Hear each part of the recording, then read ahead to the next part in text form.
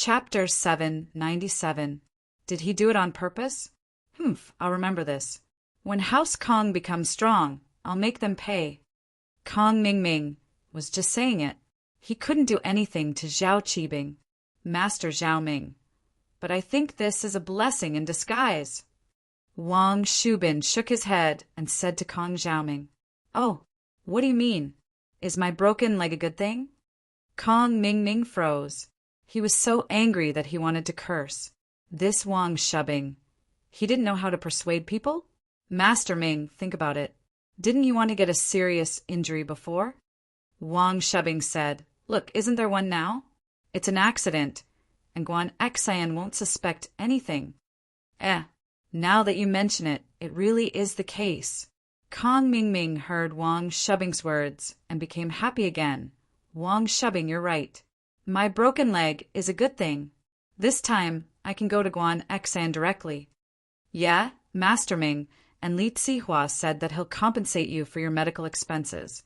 This way, not only will you be able to get close to Guan Xian, but you'll also get money. This is killing two birds with one stone. Wang Shubing nodded. If we hurt ourselves, not only would we suffer, no one would compensate us. Then I'm so lucky. Today is my lucky day. I got so many things done, and I even got money. Wahahaha. Kong Ming Ming laughed when he heard that. The ambulance screamed all the way to the hospital, and Kong Xiaoming was carried on a stretcher to the emergency room. Although Kong Ming Ming's injuries weren't light, he was still very happy. He was going to suffer anyway, and this was a good thing. He got himself a serious injury, and now Kong Ming Ming would be able to get close to Guan Xian, other than the broken leg. Kong Ming Ming didn't have any other internal injuries. The surgery was done quickly, and Kong Ming Ming was pushed to the sick room to rest. Where's Guan Xian? Why isn't she here yet? Kong Ming Ming was lying in the sick room, and he was eager to try. Look at my face and legs. It's so serious. Hurry and get Guan Xian here. Master Ming, I'll go right now. Wang Shubing nodded. He thought that Guan Xian couldn't decline this time, could she? Thus, Wang Shubing rushed out of the sick room to find Guan Xian. He thought that this was Guan Xian's responsibility after all. Coincidentally, Guan Xian was still in the nurse's room.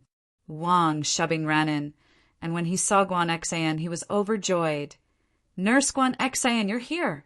Master Ming is injured, and we need your help. Look, we don't have any friends in the hospital. Can you go and take a look? Guan Xian didn't think that Kong Ming Ming wouldn't stop. He came looking for her every day. Why was this person so annoying? Was there an end to it? Are there no other nurses to take care of him? I didn't receive any notice to take care of Kong Ming Ming. Guan Xian pointed at her work schedule and explained patiently.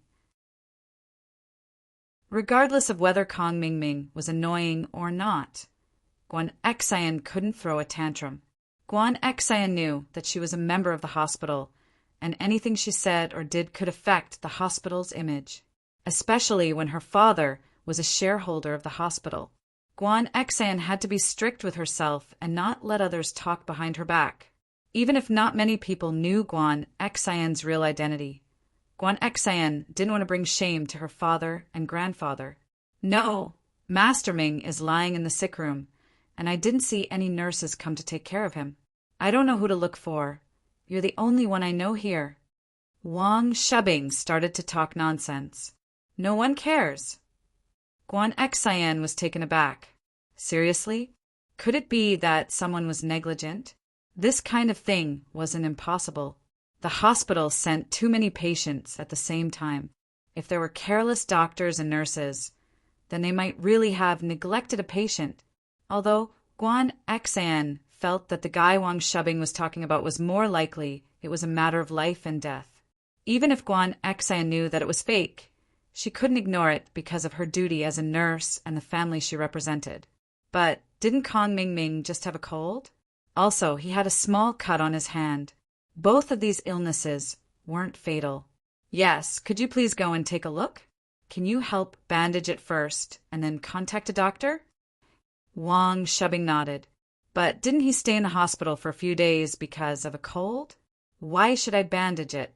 This isn't under my jurisdiction, right? Guan Xan changed the topic and said sarcastically, could it be that the wound on his hand acted up again? This.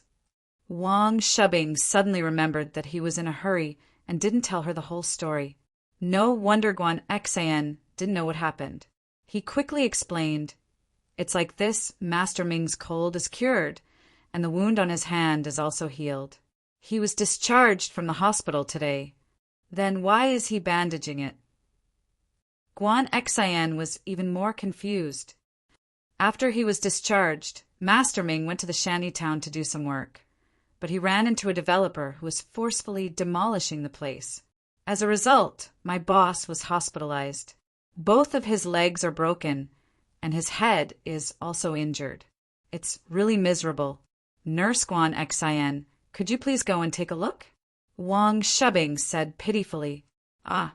Guan Xan heard Wang Shubing's words and suddenly froze. No way. How could it be so coincidental? He just left the hospital and he's here again? Could it be that Kong Mingming got hit on purpose? It wasn't strange for Guan Xan to think this way. When she first met Kong Mingming, Kong Ming was still full of energy, but then he was hospitalized with a cold. He came to find her to give him an injection. When he heard that she wasn't responsible for the injection, he made a wound and asked her to bandage it. When he heard that his wound was very small and didn't need to be bandaged, he made another serious injury today. Therefore, Guan Xan couldn't help but think that Kong Mingming purposely injured himself to get close to her. If that was the case, Guan Xan felt that Kong Ming was an idiot. Was there something wrong with his brain to chase after a girl like that? He should go see a psychiatrist or a neurologist. Nurse Guan Xan, you're the only person we know in this hospital. Could you please go and take a look? Wang Shubing saw that Guan Xan was shocked and quickly continued.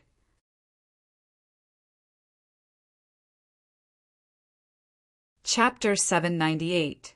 My family's fake Wang Shubin happily brought Guan Xan to Kong Xiaoming's room when he saw that Guan Xan had agreed. Kong Mingming was overjoyed when he saw that Wang Shubing really brought Guan Xan. In order to arouse Guan Xan's maternal instincts and make her sympathize with him, Kong Mingming started to cry. Ah, it hurts, my face, my legs. Guan Xan didn't think that a grown man like Kong Mingming would be so fragile, crying in pain. Isn't the bandaging good? How come no one's taking care of it? Guan Xan saw that both of Kong Mingming's legs were in plaster casts and splints. It was already taken care of. It wasn't Wang Shubing who said that no one was taking care of him. I mean no one's coming to take care of him. Wang Shubing laughed dryly. He wanted to trick Guan Xan into coming here first. As for what happened after she came, he would just play it by ear. His legs aren't normal injuries anymore, it's too serious. It's already considered orthopedic care. I can't do that, there's a professional orthopedic nurse to take care of it. Guan Xan said, I'll help him contact an orthopedic nurse. Ah, Kong Mingming was dumbfounded. How come it's too heavy? The small cut was too light and now it's too heavy? It's already upgraded to orthopedic care, but this wasn't something he could control. He didn't want to break his legs. Kong Mingming was furious. He wanted to curse the people who did the demolition work in the slums. Why did they have to hit him so hard? Wouldn't Guan Xan be able to take care of him if they hit him a little lighter? Why did he miss out on Guan Xan again? Wasn't he too unlucky? That Master Ming's legs will be taken care of by an orthopedic nurse. But I'm talking about the wound on his head. The wound on his head is also very serious. What if it's not treated properly and it leaves a scar? Wang Shubin's eyes lit up. He shifted his attention to Kong Mingming's face. Nurse Guan Xan, look at how handsome Master Ming is. If he gets disfigured, he won't be able to face people in the future, right? We can't trust anyone else. So we can only trust an acquaintance like you. Kong Mingming was overjoyed when he heard Wang Shubin's words. This Wang Shubin was indeed a strategist. His mind was fast. Just like that, he thought of a way to keep Guan Xan. Even he didn't expect it. That's right, his leg was too serious, but his head wasn't. It was just a big hole. Wasn't that Guan Xan's area of responsibility? So he quickly echoed, "Yes, it's still our own people who are sure of it. If it's an outsider, I won't be so careful. I don't want to be disfigured. Oh, I can't do it without leaving a wound." Guan Xan pouted. "I'm not Dr. Kong. I don't have Dr. Kang's golden creation. My family's miracle Dr. Kang's golden creation medicine is fake. It's not effective. If you're afraid of leaving a scar, you should apply some Dr. Kang's golden creation medicine. It's very effective, and you have plenty of it at home." Huh. Kong Mingming suddenly remembered that his family's Dr. Kang's golden creation medicine was the bane of external injuries. Moreover, Guan Xan's words were filled with sarcasm. Kong Mingming knew that it was a counterattack to what he said in the bookstore that day. Kong Ming immediately regretted it. He didn't know what medicine he took that day in the bookstore. He actually forgot about the relationship between Guan Xan and Miracle Dr. Guan. Not only did he leave a bad impression on Guan Xan, but he also couldn't change his words. Most importantly, there was no way he could change his words. He couldn't just say that Miracle Dr. Guan was better than Miracle Dr. Kong, could he? Wouldn't that be tarnishing his own family's reputation? All right, if there's nothing else, I'll be leaving. Our hospital's facilities are limited. We can't get Dr. Kang's golden creation medicine. You should prepare it yourself, Guan Xan said, and left the room. Now, she could confirm that Kong Mingming was looking for trouble. He purposely sent Wang Shubing to find her. What he said about no one taking care of him was all **T. Kong Mingming was a little dispirited as he laid on the bed. Why was he so unlucky? He thought that after he settled Xiaofun, he could easily pursue Guan Xan. But now it seemed that Guan Xan didn't have a good impression of him. Fuck, why am I so unlucky? Kong Mingming cursed angrily. Master Ming, I think it's because Guan Xan's already on guard. Wang Shubing frowned and said carefully, when I went to find her, she sarcastically told me that the wound on your hand had relapsed. Obviously, she didn't believe in such a coincidence. You get sick every day, and this time is a little too close. That's true. Kong Mingming nodded. If he thought about it carefully, this illness happened a little too often. It was hard to guarantee that no one would suspect him. As long as it was a normal person, they would find it unbelievable. But Kong Mingming couldn't say it out loud. The previous 2 times were caused by himself, but this time it was an accident. But the lesson from the boy who cried wolf was still very deep. Guan Xan didn't believe it anymore. No matter how sick Kong Mingming was, it was all an act in Guan Xan's eyes. He couldn't do anything about it. Master Ming, if you can't do it, how about we change tactics? Wang Shubing hesitated. Change tactics? Change what tactics? Kong Mingming was a little angry. Then wouldn't I be injured for nothing? Why don't you try this pain instead? We still need to think about what to change tactics, but the situation right now is that you're injured, and Guan Xan doesn't believe you. Wang Shubing smiled bitterly. Kong Mingming suddenly lost his breath. Yeah, so what if he was suffering for nothing? Guan Xan didn't believe it anymore. She was already suspicious. If they continued, it would be the opposite of what they wanted. It looked like they really had to change tactics. But what tactics should they change? Kong Mingming felt that all the methods he used to pick up girls were useless.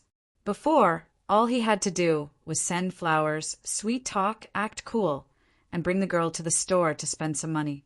Then it would be a piece of cake. But Guan Xan didn't fall for it. Sending flowers didn't have any effect. Sweet talk didn't seem to interest Guan Xan. Acting cool didn't even need to be said. Guan Xan's family wasn't bad either. She definitely wouldn't lack his money to buy things for her. Why don't you go online and see if there are any good tactics? Kong Ming Ming heard that there were a lot of people sharing their experiences in picking up girls, but he rarely went online, so he didn't know if there were any.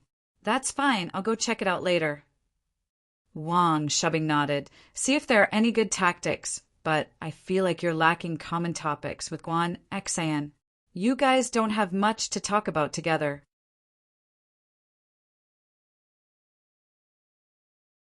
Chapter 799. Nervous Yu Family. It's not that she has to be a nurse. Ming Bro, we can find out about Guan Xan's hobbies and do what she likes. Wang Shubbing said. Being a nurse is just her occupation.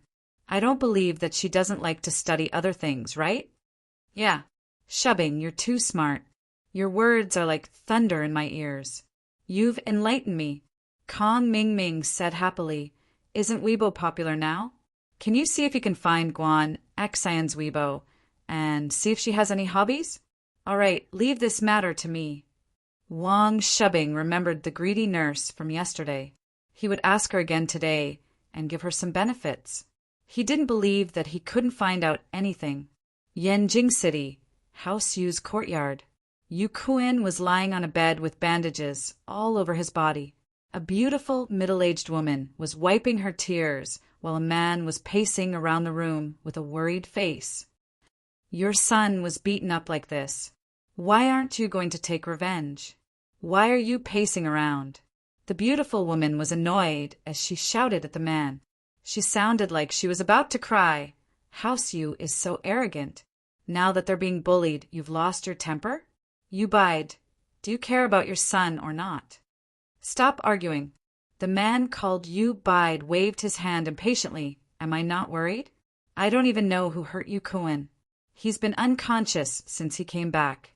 All the meridians in his body were broken. He's a cripple now. I'm more worried than you. But what can we do? We still have to wait for my second brother to decide. The beautiful woman was speechless after being yelled at by Yu Bide. She sat on the bed and wiped her tears.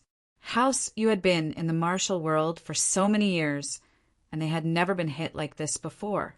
This sudden disaster seemed to be far away from House Yu. All the noble houses in the common world. No one dared to disrespect House Yu, and no one dared to hurt House Yu. But now, not only did he injure Yu Kuan, he even caused permanent damage to him.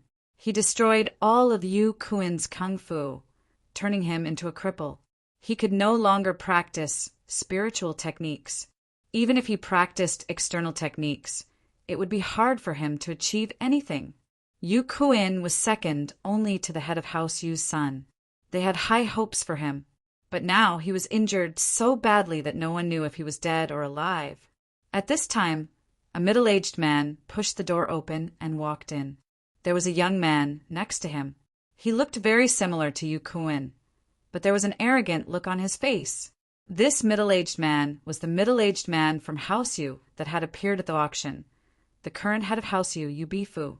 He had the strength of a mystic late-phase peak, just one step away from Earth class. The young man next to him was his son, Yu Feng. He was second only to Yu Bifu in House Yu. He was at the peak of the early phase of mystic class. Second brother, you are here. You have to help my little Kuan. The beautiful woman saw Yu Bifu walk in and quickly stood up. She cried out, Little Kuan's meridians have been destroyed. He is now a cripple. He will never be able to practice again. You have to kill the person who hurt him. That's right, little Kuan. Yu Bifu was shocked when he heard that Yu Kuan was injured. 2 days ago, Yu Kuan called him and said that he was injured. Then there was no more news. Yu Bifu was shocked. He quickly sent people to Songshan to find Yu Kuan and bring him back to Yanjing. When House Yu found Yu Kuan was already unconscious. When they returned, House Yu's doctor quickly tried to save Yu Kuan, but the result wasn't good. His life was saved, but his martial arts were all gone. His meridians were all broken. He was now a cripple. When Yu Bifu heard the bad news, he rushed over with his son. We don't even know who hurt Yu Kuan. How can you talk about revenge? Yu Bifu frowned.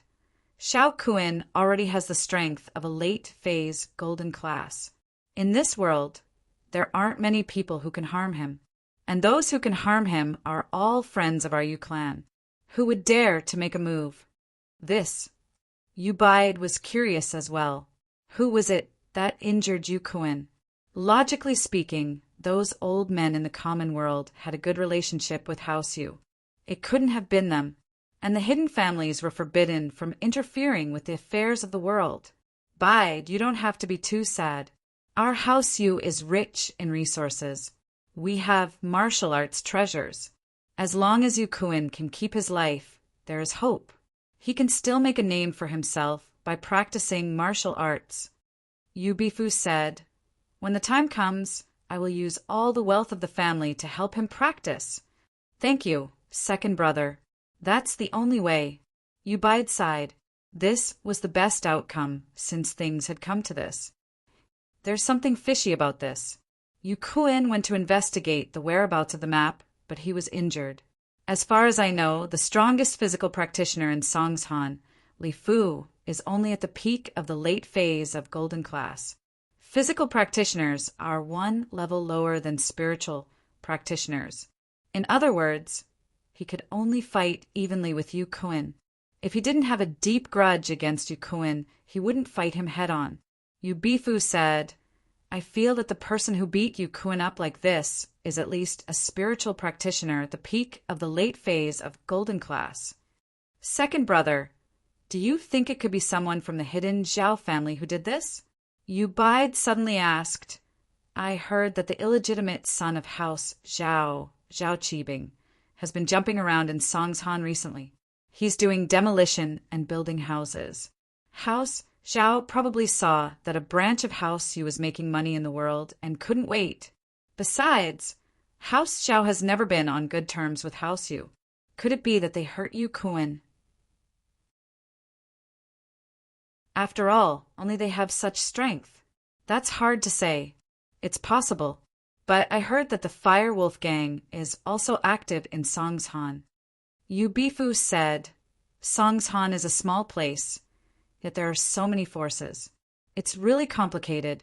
If we don't handle it well, we'll be caught in the middle of the storm. This doesn't benefit House Yu. Whether it's House Zhao or the Fire Wolf Gang, they're not people that our House Yu can fight against."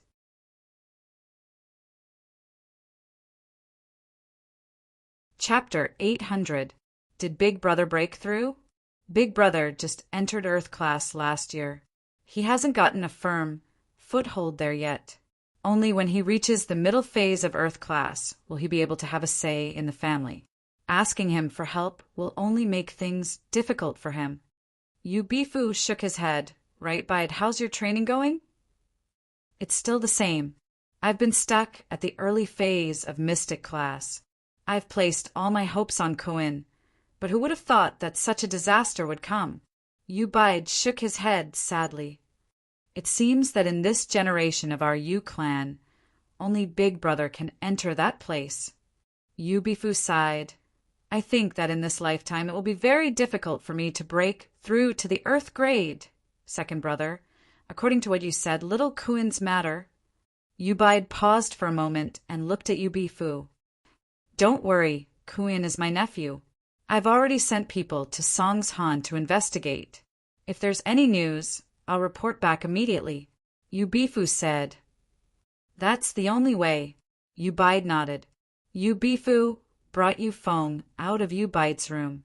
After walking for a while, Yu Feng said, "Father, I've said it before, Yu Kun can't do it anymore. Let me go. Is this good? He's been crippled, but it's good. In the future, no one in our generation will be able to surpass me." "What nonsense are you talking about? He's your cousin. How can it be good?" Yu Bifu said angrily. "Isn't it better to have more masters in our house?" "I'm sorry." Yu Feng wasn't convinced. He's too weak. If I had personally gone, he wouldn't have ended up like this. To be able to injure Yu Kun without killing him means that he's only at the peak of the late phase of golden class. I'm already at the peak of the early phase of mystic class. With this strength, I can do whatever I want in the common world. You have to know that there's always someone better than you out there. Yu Bifu glared at his son.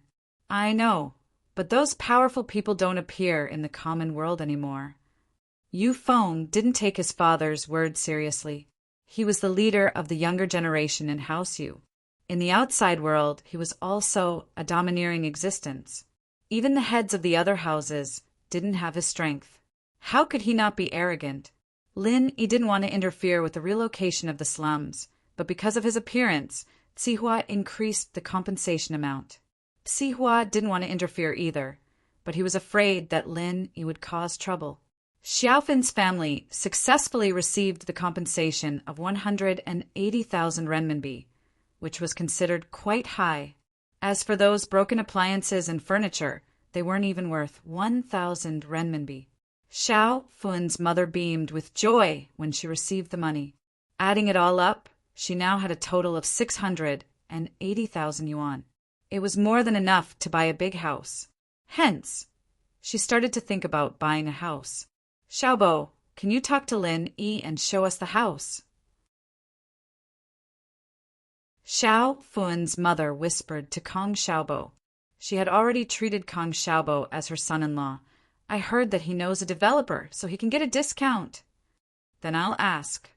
Kong Xiaobo knew that this would trouble Lin Yi, but he couldn't just ignore Xiao Fun's mother's request, right? And so Kong Xiaobo found Lin Yi and told him about Xiao Fun's mother's request. Lin Yi agreed without hesitation. He had already promised Tang Yin about this.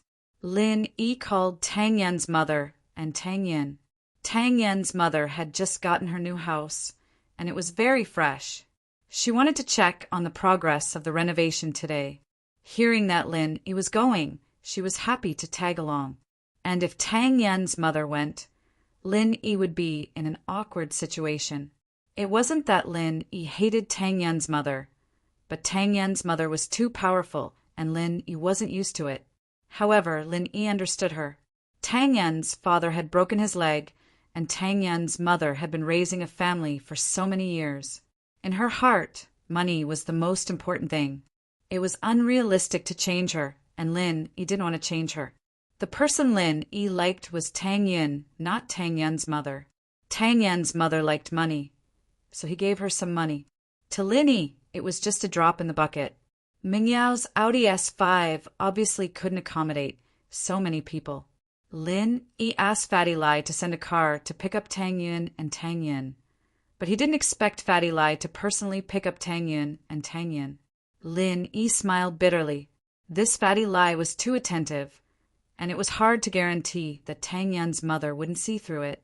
Tang Yan's mother was a little restrained when she saw her boss, Fatty Lai. On the other hand, Kong Xiaobo and Tang Yin had seen Fatty Lai before, and they also saw him crying at Lin Yi's feet, so they didn't have any respect for him. What kind of house do you want? Fatty Lai greeted Kong Xiaobo and Tang Yin passionately, and then asked Tang Yan's mother, I'm just wondering if there's a cheaper one. It's fine if the location isn't good. Xiao Fun's mother said cautiously. She originally thought that she would have to use all sorts of methods to get a cheap house, but she didn't expect the person who came to receive her to be so generous. Do you have one? Fatty Lai turned his head and looked at Lin Yi. Lin Yi was so angry that he almost kicked Fatty Lai. Do you have one? Why are you looking at me? Ugh, can I have this one? Lin Yi didn't say it clearly before, so Fatty Lai wasn't sure if Lin Yi wanted to help Tang Yan's mother. From Fatty Lai's point of view, a house was small, but it would be bad if Lin Yi was unhappy. Fatty Lai knew that Lin Yi wasn't a person who liked to help others, so when he cried and begged Lin Yi didn't help him at all. If he didn't have perseverance, how could he become Lin Yi's follower? So, Fatty Lai had to ask for Lin Yi's opinion on the house for Tang Yan's mother. Tang Yan's mother was stunned by Fatty Lai. Huh? Mr. Lai, do you have one or not? I think so. Tang Yin couldn't help but cover her mouth and laugh at Fatty Lai's angry face. Yes, of course I do. Fatty Lai saw that Tang Yin said there was one, so he must have one. He laughed. I'm just wondering if there is one or not. I have too many things to do today, so I can't remember clearly. That's great. Tang Yun's mother was very happy when she heard that there was a special price house. She quickly asked, Where is it? Can you bring me there? Sure, let's go. We'll go now. Fatty Lai nodded.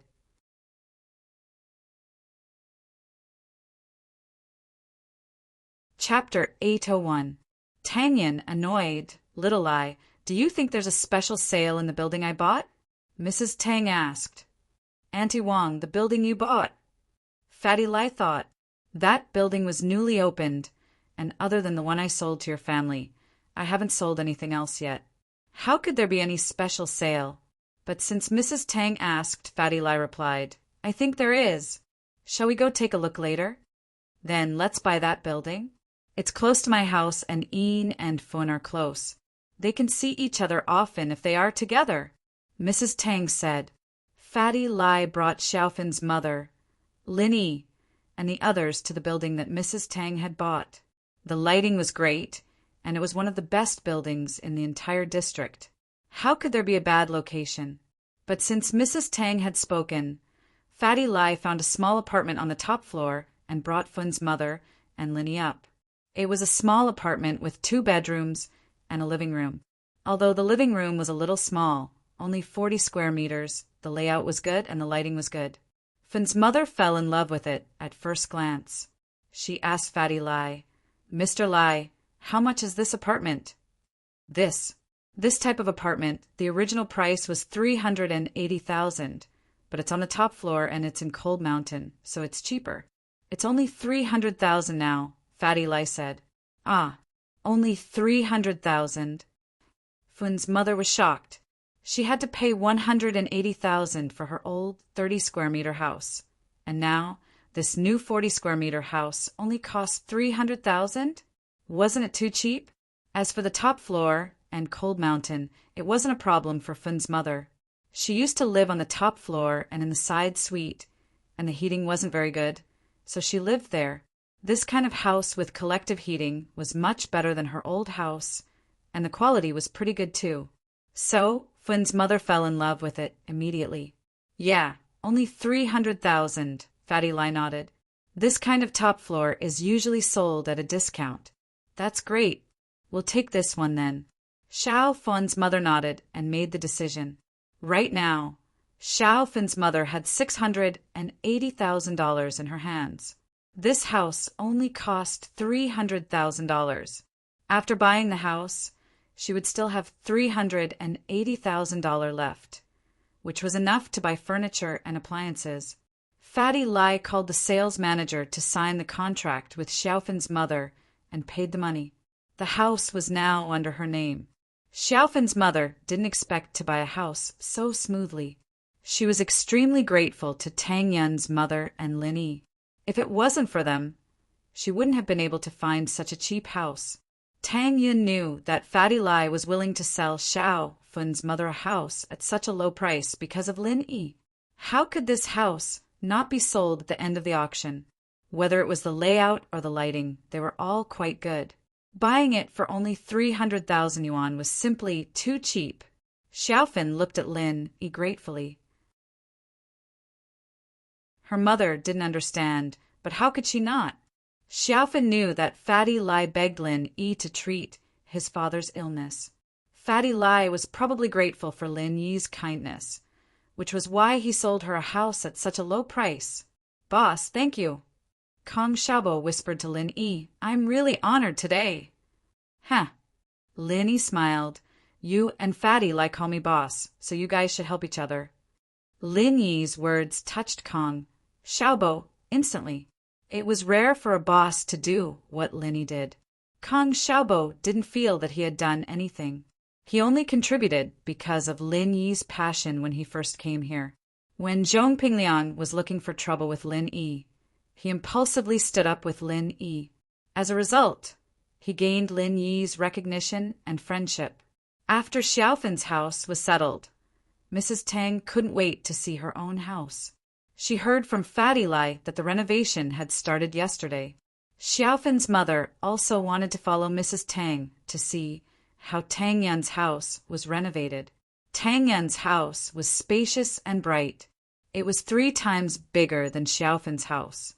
However, Xiaofen's mother wasn't envious. It was already a surprise that her family could afford such a house.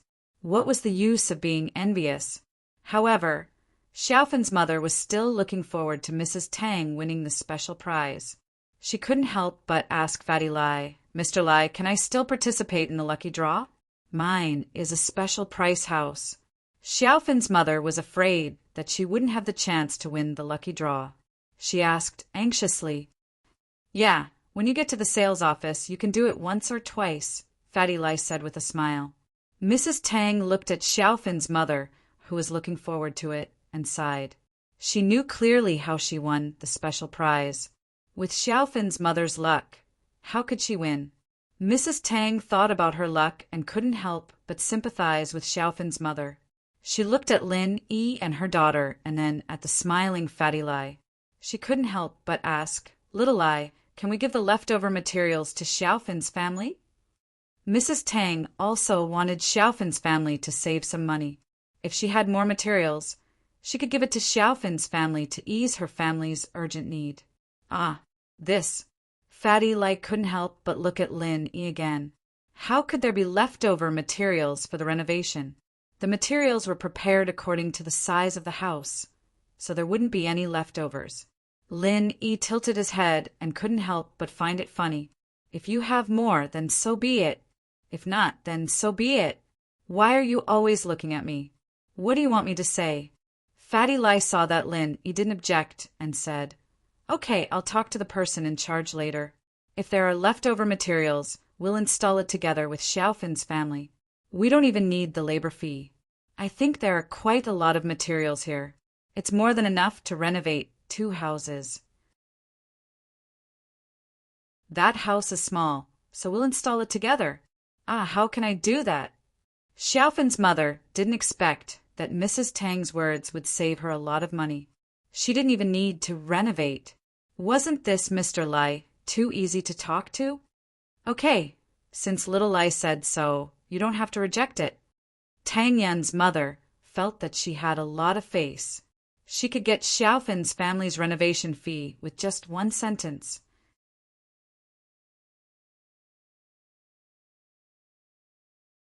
Chapter 802. Tang Yan's uneasiness. Tang Yan felt useless. Not only was she unable to help Lin Yi, but she also had a greedy and prideful mother. But she was her mother, and she couldn't scold her in front of so many people. Tang Yan was in a difficult position. She looked at her proud mother and stomped her feet anxiously. He was already troubling Lin Yi for his own family. So why did he have to trouble Lin Yi for someone else? Tang Yan didn't know what to do, but she felt someone holding her hand. The familiar and warm grip made her feel at ease. She raised her head and saw Lin Yi smiling at her. Tang Yan jumped. "When did you come here?" Lin Yi was with her mother and Xiaofen's family to look at the renovations. She didn't go in, and her mind wasn't on the renovations anymore. She was thinking about what her mother did, so she didn't notice Lin Yi coming over. "What are you thinking about?" Lin Yi noticed that Tang Yan's expression was a little unnatural, as if she was troubled and embarrassed. "Nothing." Tang Yan couldn't tell Lin Yi what she was thinking. "I helped Xiaofen's family because of Kong Xiaobo. Xiaofen isn't only your friend, but also Xiaobo's girlfriend." Lin Yi could guess what Tang Yan was thinking. Buying a special price house for Xiaofen's family was already a loss for Fatty Lai, and now she wanted Fatty Lai to renovate Xiaofen's house as well. But it was nothing to Lin Yi, and Fatty Lai wouldn't care about such a small amount of money. "Thank you." Tang Yan felt much better after hearing Lin Yi's words. She looked at Lin Yi with a gentle gaze. She thought about her and Lin Yi's relationship.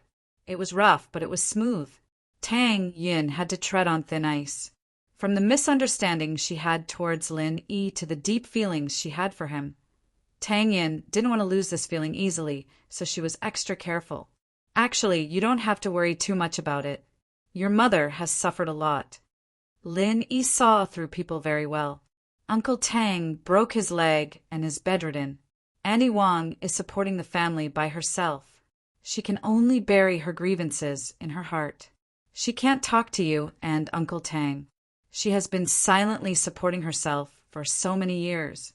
Now that she finally has a chance to show off, a chance to be proud of herself, she naturally won't let it go. Tang Yin didn't know whether to laugh or to be angry. She glared at Lin Yi. Don't make it sound so bad. My mom's a little snobbish, but she's still a good person. I know. So didn't I cooperate with her? Lin Yi shrugged. I'll talk to her about it when I get home.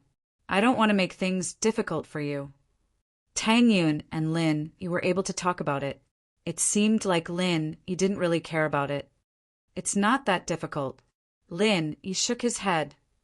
But I'm afraid that your mom will meet a big boss who's richer than me. What if she sells you to him? How would that happen? Tang Yin shook her head. Unless she kills me. Ha! Lin Yi held Tang Yin's hand tightly. Let's go. This is your home. You should at least give some suggestions, right? Okay. Tang Yin's knot was untied. Her mood improved. She followed Lin Yi around the new house. This house was really big. Tang Yin never thought that one day her family would be able to afford such a big house. She didn't want to leave after walking in. At night, Tang Yin decided to have a good talk with her mother in the hospital. Mom, how could you let Fatty Lai, CEO Lai, renovate Xiaofan's house today? Tang Yin pouted. Don't you know that renovation materials are very expensive? How could he buy extra? Besides, even if he bought extra, he would decorate it for other people who won the special prize. How could he have extra? Look at you. Xiaofan's family is in such a difficult situation. Xiaofan is your good friend. You should help if you can. Mrs. Tang said disapprovingly. But you're troubling him. Wouldn't Lin Yi owe him a favor? Tang Yin was pissed off by her mother's words. Good friends were good friends. She would help him as much as she could. But if it was beyond her ability, she would be putting on a strong front. A what favor? Mrs. Tang glared at her daughter. Don't think that I can't tell. That Xiaofan is one of Lin Yi's lackeys. Ah. Tang Yin didn't expect her mother to see through this. She was surprised. Am I right? Mrs. Tang couldn't help but feel proud. Look, no matter what I ask him. He would look at Lin Yi as if asking for instructions. He's so respectful. He even treats you the same way. Do you think I don't know? What did you call him just now? Fatty Lai, right? You're even lying to your own mother now. You're very familiar with him, right? You're putting on a show for me, aren't you? Mom. Tang Yin's face reddened. She wasn't good at lying. She felt ashamed when her mother saw through her. Look at that Xiaofan's attitude. He even called me auntie. He's the CEO of a company. How could he be so respectful to a housewife like me? We're asking him to do something, not the other way around. Do you think I'm blind and can't see it? Also, that special prize I won, special prize my ass. It was an electric kettle, but he said I won the special prize. Mrs. Tang continued. Do you think I don't know? Xiaofan is trying to get on Lin Yi's good side. You child, you don't know how to use this relationship. Why don't you just ask him to give us a house for free? Tang Yin was infuriated by her mother's words. She was talking about her mother, but now she was being used against her. Tang Yin was speechless. She couldn't help but panic. Isn't that just troubling Lin Yi? Even if he's his follower, isn't he still Lin Yi's? Isn't what Lin Yi has yours? Why are you so dumb? You're his girlfriend, so you're Xiaofan's sister-in-law.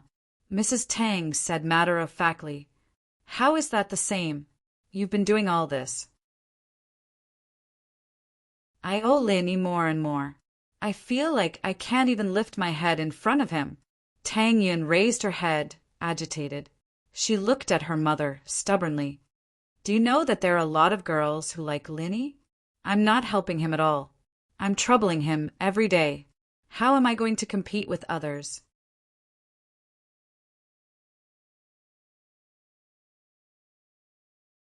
Chapter 803. Chapter 803, Orphanage. I don't want to talk to you anymore. Tang Yin cried from anger. She didn't understand her mother's reasoning. Although Lin Yi was right, her mother had suffered too much in the past, and now that there was a chance, her pride would be inflated. But Tang Yin still couldn't accept it. Although Lin Yi didn't say anything, Tang Yin felt that it was too much with her personality. Mrs. Tang shook her head and looked at her daughter. Right, you haven't told me yet. What's the relationship between Lin Yi and the two girls yesterday? They're my love rivals. They're richer than me, and they're going to push me away. Are you satisfied now? Tang Yin said hatefully. She stood up and ran to the washroom, crying her heart out. Love rivals? Mrs. Tang paused. It doesn't look like it. The amount that Qibing Real Estate paid out today was almost double of what they had expected. Although Qibing Real Estate could still earn money if they paid out at this price, they had invested too much into the Qibing skyscrapers. The profits from the development of the slums weren't enough to cover the losses from the two skyscrapers. From the current situation, it would be good if they could maintain a profit of 30 to 50 million. It was impossible for them to make more than that. They had budgeted for a skyscraper, but with the addition of Lin Yi, this dream was shattered. Zhao Qibing was sitting in the RV. He was furious when he heard the news. Both his legs were broken, so he didn't appear at the demolition site. Instead, he sat in the RV on the roadside and watched everything from a distance. I haven't even started my business yet, and I've already lost 200 million. If I can't even get a project back, how will House Zhao look at me? Zhao Qibing glared at Sihua. He had entered a half-crazed state. His ambition of building a business was completely shattered. It was good enough as long as he didn't lose money. Master Bing, Lin Yi is an unstable factor. We didn't think of him before. Who knew that someone like him would appear in Songshan? Sihua sighed as well. The days he'd had in Songshan were no more. He was nothing but a fart in front of Lin Yi, and Lin Yi didn't even put him in his eyes. Lin Yi, just you wait, I won't let you go. Qibing clenched his fists tightly. Master Bing, can you talk to the boss and ask him to send out a master to kill Lin Yi? Sihua suggested after some hesitation. Lin Yi's appearance made Sihua feel like he had to act cautiously. It was a very uncomfortable feeling. I'll ask. Zhao Qibing vaguely knew about the rules between the hidden houses. Earth-class masters weren't allowed to appear in the world at will, and if a hidden house broke this rule, they would become the enemy of the other hidden houses. Zhao Qibing didn't know if this rule was real or fake, but no hidden house had broken this rule yet. It was a fact that no Earth-class masters had appeared in the world. But my father is quite dissatisfied with me now. The most important thing now is to build up the company. If there are results, then everything will be fine. Zhao Qibing was too embarrassed to ask his father for help. He hadn't done anything yet, so how could he ask his father to send a master to help him? With Lin Yi interfering with the slums, we can't make too much profit. We can't skimp on materials when we're building, can we? This is related to our reputation. If someone exposed us, we won't be able to sell our house. Sihua knew that if he wanted to make a long-term business, he couldn't make a fuss about the quality of the building. Have you contacted the orphanage? I think it's a good piece of land. It's big, and the location is better than the slums. It's good to demolish it and build a high-class villa area. Zhao Qibing asked. Not yet. Didn't they just decide on this 2 days ago? I'm going to contact them later. Sihua replied. It's just a private orphanage. Let's just say some harsh words. I don't believe they'll dare to resist.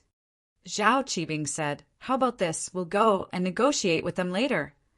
Okay, let Zhong Fabai's men follow as well. We'll intimidate them a little. Sihua nodded. The matter was settled.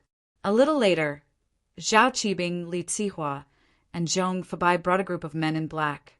Other than the two who were crippled by Lin Yi who were sent to the hospital, the group arrived at the private orphanage in the slums. A Mercedes-Benz RV, a Mercedes-Benz sedan, and two Jinbei vans suddenly appeared in the courtyard of the orphanage. This kind of lineup had never been seen before, and it scared the children playing in the yard. Cihua pushed Zhao Qibing out of the RV, and Fabai and the other men in black stood beside Cihua and Zhao Qibing, looking like bodyguards. "Call the person in charge here," Zhong Fabai yelled at the children fiercely. "Who are you? What do you do?" Xiao Ken heard the noise in the yard and ran out of the red brick house of the orphanage. He was also shocked when he saw the scene. "Do you have anyone who can talk to you?" Fabai didn't put Ken in his eyes. He wouldn't talk to a child. The dean was talking to Xiaoka in her room when she heard the commotion in the yard. She quickly came out with Xiaoka to the yard, only to see Cihua, Zhao Qibing, and the others, as well as a group of men in black. She was shocked. "I'm the dean of this place. What brings you here?" The dean said as he looked at Cihua coldly. The man looked familiar. With that, the dean turned to Ken. "Ken, take the children back first. There's nothing for you to do here." "Yes, Dean." Ken didn't dare disobey. He quickly left with the other children.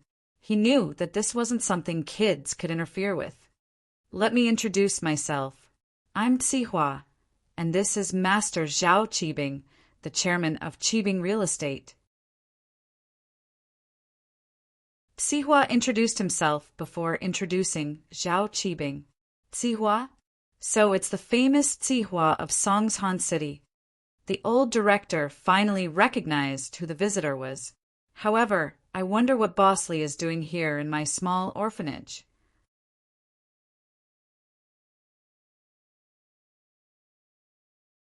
Chapter 804. Overbearing Master Bing. "Oh, so it's a developer who wants to buy our land." The dean nodded, understanding Cihua's intentions. "Our condition is simple. We don't want money. Just build a well-equipped orphanage somewhere else, and we'll give it to you." Xiaoka stated her condition straightforwardly. This was what she had agreed on with the dean before. "You're right. You're the orphanage you're looking for."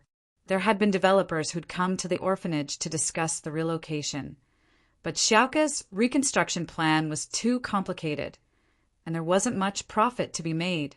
Qibing noticed Xiaoka as well. His perverted eyes scanned Xiaoka's body back and forth. So pretty. This girl looked pretty good. Was she from the orphanage as well?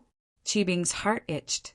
He hadn't touched a woman for a long time after his leg was broken, and he couldn't help but salivate at the sight of a beauty like Xiaoka. "Sure, but I think you're pretty good. Come be my secretary, and I'll agree to whatever you want," Qibing said as he looked at Xiaoka lustfully.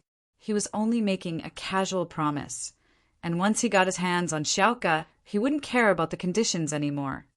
"I'm sorry, but I can't leave the orphanage. You should find someone else." Xiaoka looked at Qibing with disgust as she rejected his suggestion. Don't refuse a toast only to drink a forfeit. Fabai didn't think that the people from the orphanage would be so stubborn. "I'll talk to you nicely now, but since you don't want to talk nicely, we'll see." "What? You're threatening my old woman." The dean smiled coldly as she looked at Cihua. "Cihua, you're a famous figure in the underworld of Songshan, but I'm not afraid of you. You're not the only boss who's been eyeing my orphanage these years. Do you know why they gave up?" Cihua paused as he looked at the dean, puzzled. Was there more to this than met the eye? Could there be some other power behind this orphanage? "Zhou Tiandi has a man called Uncle Yen, a golden class master," the dean said faintly. Zhou Tiandi had thoughts about the orphanage as well, but he gave up after weighing the pros and cons. "You know about golden class?" Cihua looked at the dean in disbelief. Golden class strength wasn't much of a secret to someone like Cihua. After all, he had 2 golden class masters under him, but they were killed by that madman Lin Yi. "I'm not talented, but I'm also golden class." The dean's aura exploded in an instant, and Sihua, Fabai, and Zhao Qibing all felt a suffocating pressure coming from him.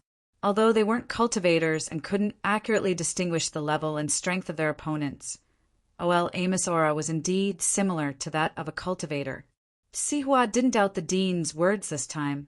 He didn't expect a golden-class master to be hiding in a small orphanage like this. No wonder the orphanage hadn't been demolished after all these years.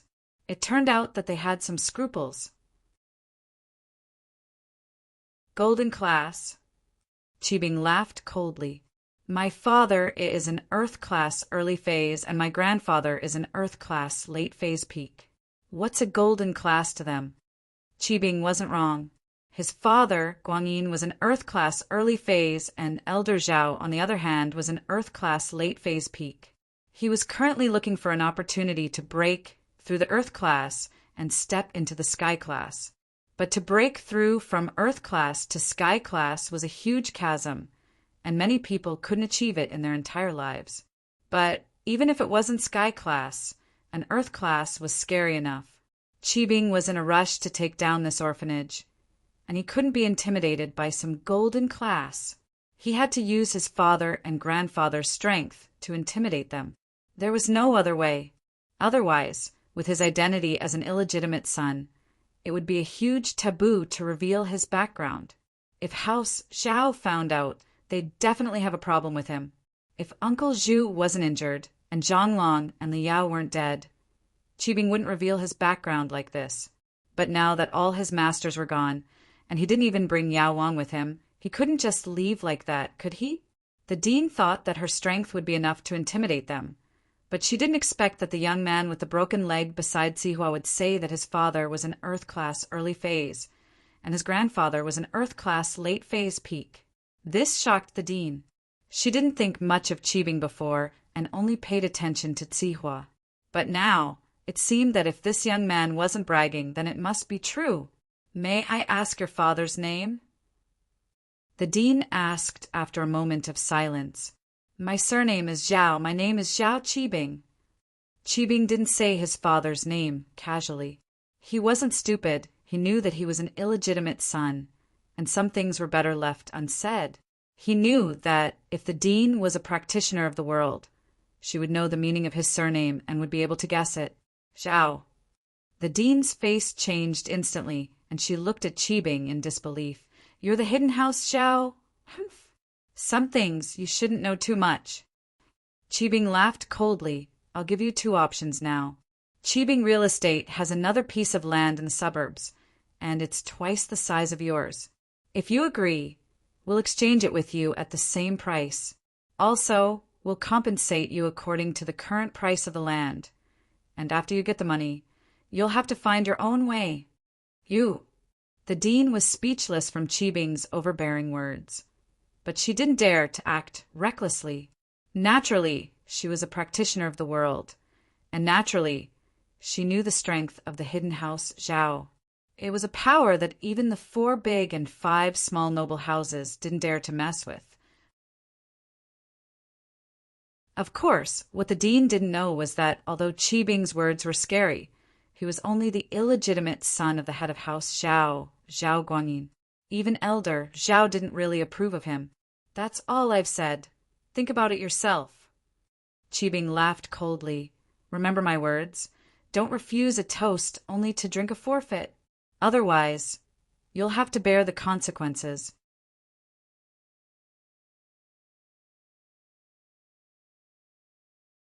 Chapter 805. Chapter 805. House Yu's visit, Xiaoka. Don't say anything. The dean knew the importance of House Zhao, and he jumped in fright when Xiaoka opened her mouth. He quickly stopped her. Girl, you're quite feisty, but I like it. Qibing looked at Xiaoka once more, the threatening look turning into a perverted one. My conditions are still valid. You can come find me when you've thought it through. Who the hell would come find you? Xiaoka glared at Qibing, not understanding why the dean was so afraid of this wheelchair-bound cripple. Humph, I hope you don't regret it, ha ha ha. Qibing laughed coldly. He was drooling over Xiaoka's beauty, but he wasn't in a rush.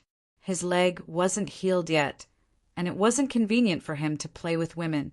It wouldn't be too late to wait. Xiaoka! The dean was afraid that Xiaoka would say something else and anger Qibing. She could tell that this guy didn't know any kung fu and was a complete idiot, but the mountain of power behind him was suffocating. Xiaoka opened her mouth, feeling wronged. Wasn't he just good at bragging? Your father was an Earth-class early phase. Your grandfather was an Earth-class late phase peak, and your whole family was full of masters. Why were you a piece of trash? Who knows which good person will break your legs for you? Let's go. Qibing looked at the dean in disdain before waving his hand at Psihua. Psihua pushed Qibing into the RV, and Fabai and the men got into the van as well. The 4 cars sped away from the orphanage. These men weren't of much use at all. In front of a golden class master, these men were useless. Qibing had wanted to use these men to scare the orphanage, but after seeing that the dean was a golden class master, he decided to change his strategy. Master Bing, will there be a problem if you reveal your identity as the boss? Psihua asked worriedly after getting into the car. Problem? What problem would there be? What did I say? I didn't say anything at all. Zhao Qibing shook his head. What I said was the truth. My surname is Zhao. My father is an Earth-class early-phase master, and my grandfather is an Earth-class late-phase peak master. But I didn't say that I'm from the hidden house Zhao. She guessed it herself. That's true. If that's the case, the boss probably won't say anything. Psihua realized that Qibing had never mentioned that he was from House Zhao, nor did he mention the names of his father and grandfather. It was just a vague hint, and the rest was just the headmaster of the orphanage's own guess. Sometimes you have to learn to borrow strength to fight back, Qibing said. Give them a few days to think about it, and then bring some men to scare them. I don't believe they won't give in. Oh, you want to bring someone along? What's the point? Psihua paused. Of course it's useful to bring the king pharmacist along, Qibing said. Yao Wang's practice isn't good at attacking, but he's still a mystic. I don't believe that he can't scare that old woman. It was only then that Psihua remembered that there was a mystic class master in the house. No wonder Master Bing was so arrogant. He didn't even need to ask for help from his boss. He could easily take care of the orphanage. He nodded. I understand. The 4 cars drove back to the Floating Cloud Bar. It was only 4 in the afternoon, and the bar wasn't officially open yet. But there was a black Buick MPV with Yanjing license plate parked in front of the bar. Psihua frowned. The MPV was parked in front of the bar, and this was the bar's private parking lot. People who weren't customers weren't allowed to park their cars here. Psihua pushed Master Bing out of the car, and the MPV's door opened as well, and a young man walked out of it. Psihua froze when he saw the young man. He knew this man. It was Yu Haitian, the person in charge of House Yu's business. He was from Yanjing's House Yu. Yu Haitian, on the other hand, saw Qibing in the wheelchair and froze. How did Qibing become disabled? Master Bing, what are you doing? Yu Haitian walked over, surprised. He was from House Yu, but he knew Master Bing's identity. He treated him with respect. Isn't this Tian Bro? Master Bing also knew Yu Haitian's identity. He was a descendant of the hidden House Yu in the mortal world, and he was the illegitimate son of House Zhao. It could be said that their identities were equal, and no one could beat the other. The woman from House Yu married into House Zhao, and she was the legal wife of Zhao Guangyin, Qibing's father. However, this kind of marriage was only a marriage of benefits. The relationship between House Yu and House Zhao wasn't very harmonious. This was because House Zhao was envious of House Yu's business in the common world, and they wanted to make a name for themselves in the common world. However, because of the agreement, they couldn't make a move. The reason why House Yu ended up in this situation was because of a combination of factors. The hidden House Yu was a branch of the House Yu that had been kicked out of the common world. In reality, they had nothing to do with the common world House Yu. But as the hidden House Yu grew stronger, the common world's house, you naturally attached themselves to them, willingly becoming a money-making tool for the house you. The branch became the main branch, and the main branch became the branch. It sounded funny, but it was the truth. It couldn't be replicated, and the other noble houses couldn't do it, even if they wanted to. So now, House U became the leader of the 4 big and 5 small houses. The hidden houses wanted to interfere with the common world's business, but they couldn't do it because of the agreement. There was a historical reason why House U was like this. House U claimed to the public that this common house U had nothing to do with them, but whether they had anything to do with it or not, everyone knew very well. It was just that it had become a fact, and they couldn't do anything about it. House Zhao also wanted to create a puppet to work with House U, but because they wanted to create a new common world noble house, and it didn't match House U's current interests, they were rejected. So the relationship between House Zhao and House U became tense. However, on the surface, the relationship between the 2 houses was still good. So when Yu Haitian came to Songshan, the first person he visited was naturally the illegitimate son of House Zhao, Zhao Qibing. He was different from Yu Kuan, who came here in secret. He came with a legitimate reason, so he had to show his face.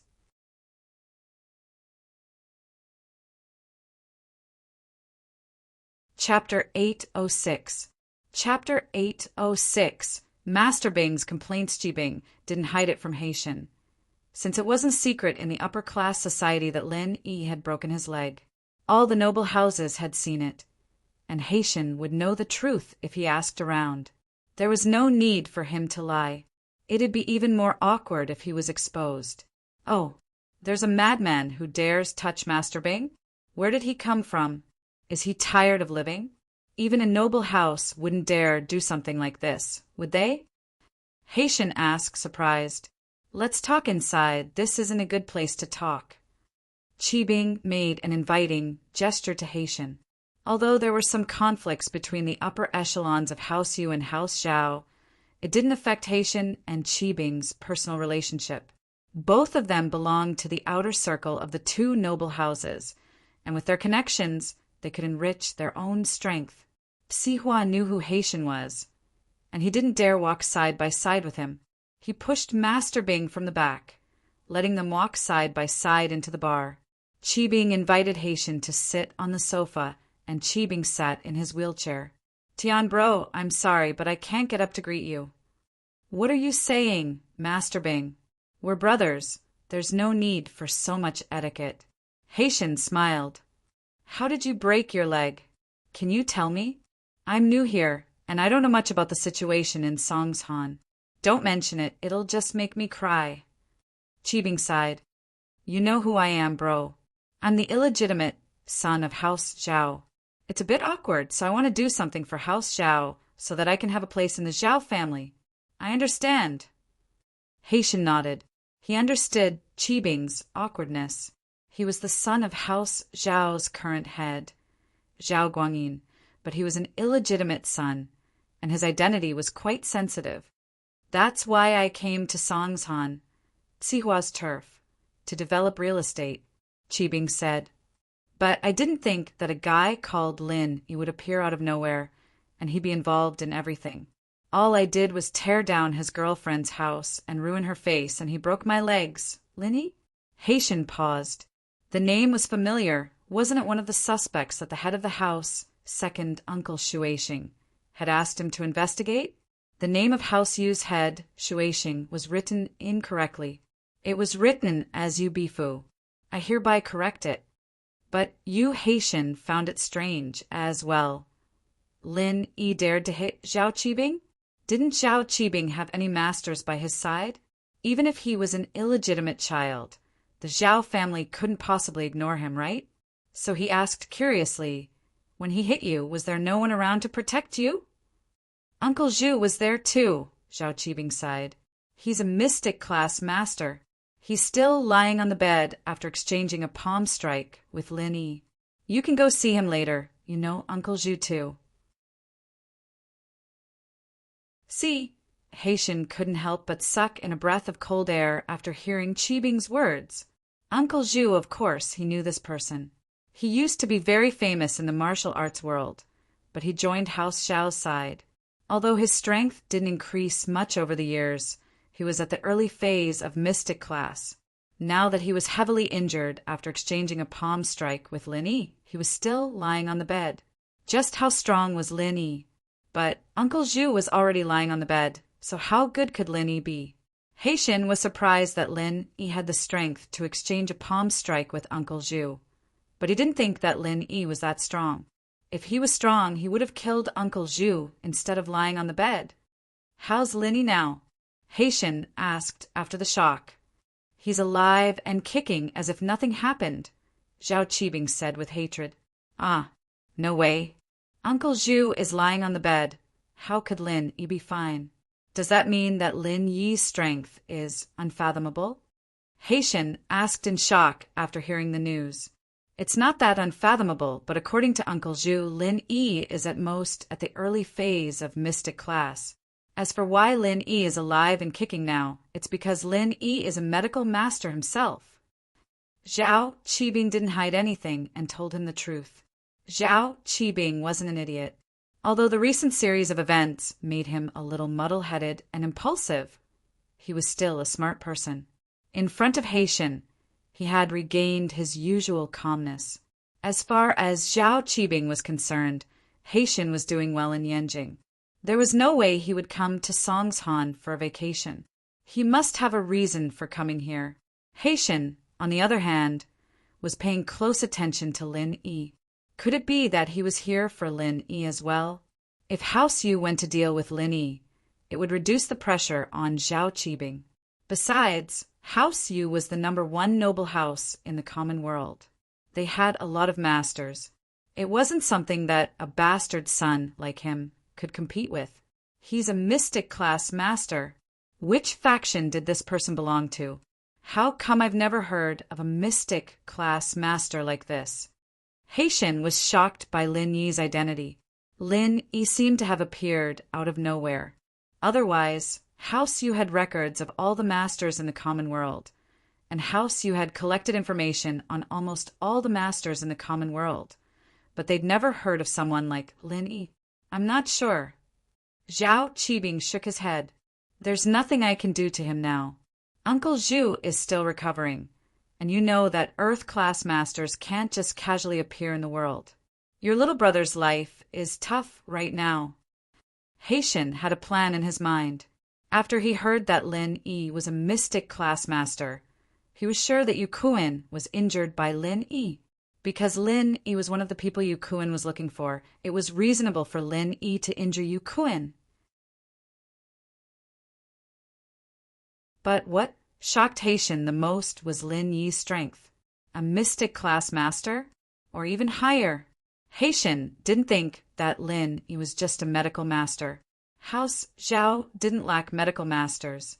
Wasn't Uncle Zhu still lying on the bed? The fact that Lin Yi was able to appear in Songshan as if nothing had happened meant that he had the strength to back it up. "What do you want to do, Master Bing? You wouldn't let Lin Yi go so easily, would you?" Haitian asked calmly. "So what if I don't let him go?" "I don't want to let him go, but he won't let me go." Zhao Qibing rolled his eyes and smiled bitterly. "He extorted 300,000 from me today."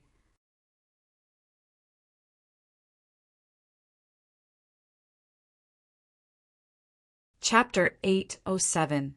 Chapter 807. Lin Yi's background. It's a long story. Zhao Qibing told you Haitian about how he and Lin Yi became enemies, how Lin Yi destroyed his skyscraper, and how Lin Yi blew it up when he tried to rebuild his skyscraper. You Haitian, who was listening on the side, was stunned. This Lin Yi was so amazing. If what Zhao Qibing said was true, then Lin Yi was the one who beat Yu Kuan up. With Lin Yi's unscrupulous style, he could even break the legs of House Zhao's bastard, let alone House Yu's Yu Kuan. And Yu Haitian finally understood why Zhao Qibing swallowed his anger and didn't go after Lin Yi anymore. He did, but he couldn't do anything to Lin Yi. Instead, he was the one who got into trouble. So this Lin Yi seems to be quite powerful. Yu Haitian didn't come to fight Lin Yi this time. He was here for information, so whether Lin Yi was strong or not had nothing to do with him. He couldn't practice martial arts due to his body, so he was put in charge of House Yu's business and information gathering. You can say that, Zhao Qibing said faintly. Tian Bro seems to be paying a lot of attention to Lin Yi. Oh, actually this isn't really a secret, Yu Haitian sighed. My cousin Yu Kuan was crippled in Songshan City. What, your cousin? Yu Kuan? Zhao Qibing paused. I remember that Yu Kuan is a golden class, late phase master, right? How did he get crippled? Lin Yi didn't do this, did he? It was no wonder that Zhao Qibing thought of Lin Yi immediately. His conversation with Yu Haitian was all about Lin Yi. I'm not sure yet, but from what you said, it should be the case. Yu Haitian shook his head. Yu Haitian shook his head. I won't hide it from you, Master Bing. I came to Songshan to gather information. Yeah, with your cousin Yu Kuan's strength at the late phase of the golden class, ordinary people wouldn't be able to cripple him. I think in Songshan, only Lin Yi can do it, Qibing said. The other masters aren't as strong as Lin Yi.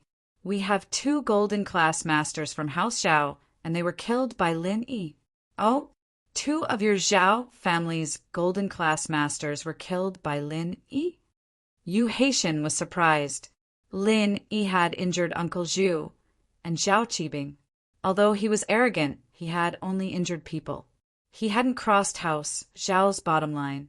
After all, it wasn't right for a hidden house to stand up for an illegitimate son and a mystic class master. But with 2 golden class masters killed by Lin Yi, the situation was different. Although golden class masters weren't much in the eyes of a hidden house, they were masters among masters in the common world. Even in a hidden house, having 1 more golden class master meant more power. How could they not care about it? Lin Yi had killed 2 golden class masters, and House Zhao didn't do anything at all. Haitian couldn't believe what he was seeing. Those 2 were Tsihua's men, 1 golden class early phase and the other golden class late phase. Zhao Qibing smiled bitterly. Tsihua sent them to kill Lin Yi, but they disappeared. They were found dead at the bottom of the cliff. Oh, that's serious? Yu Haitian was surprised. Does House Zhao plan to let this go? Tian Bro, you know that my identity is very awkward.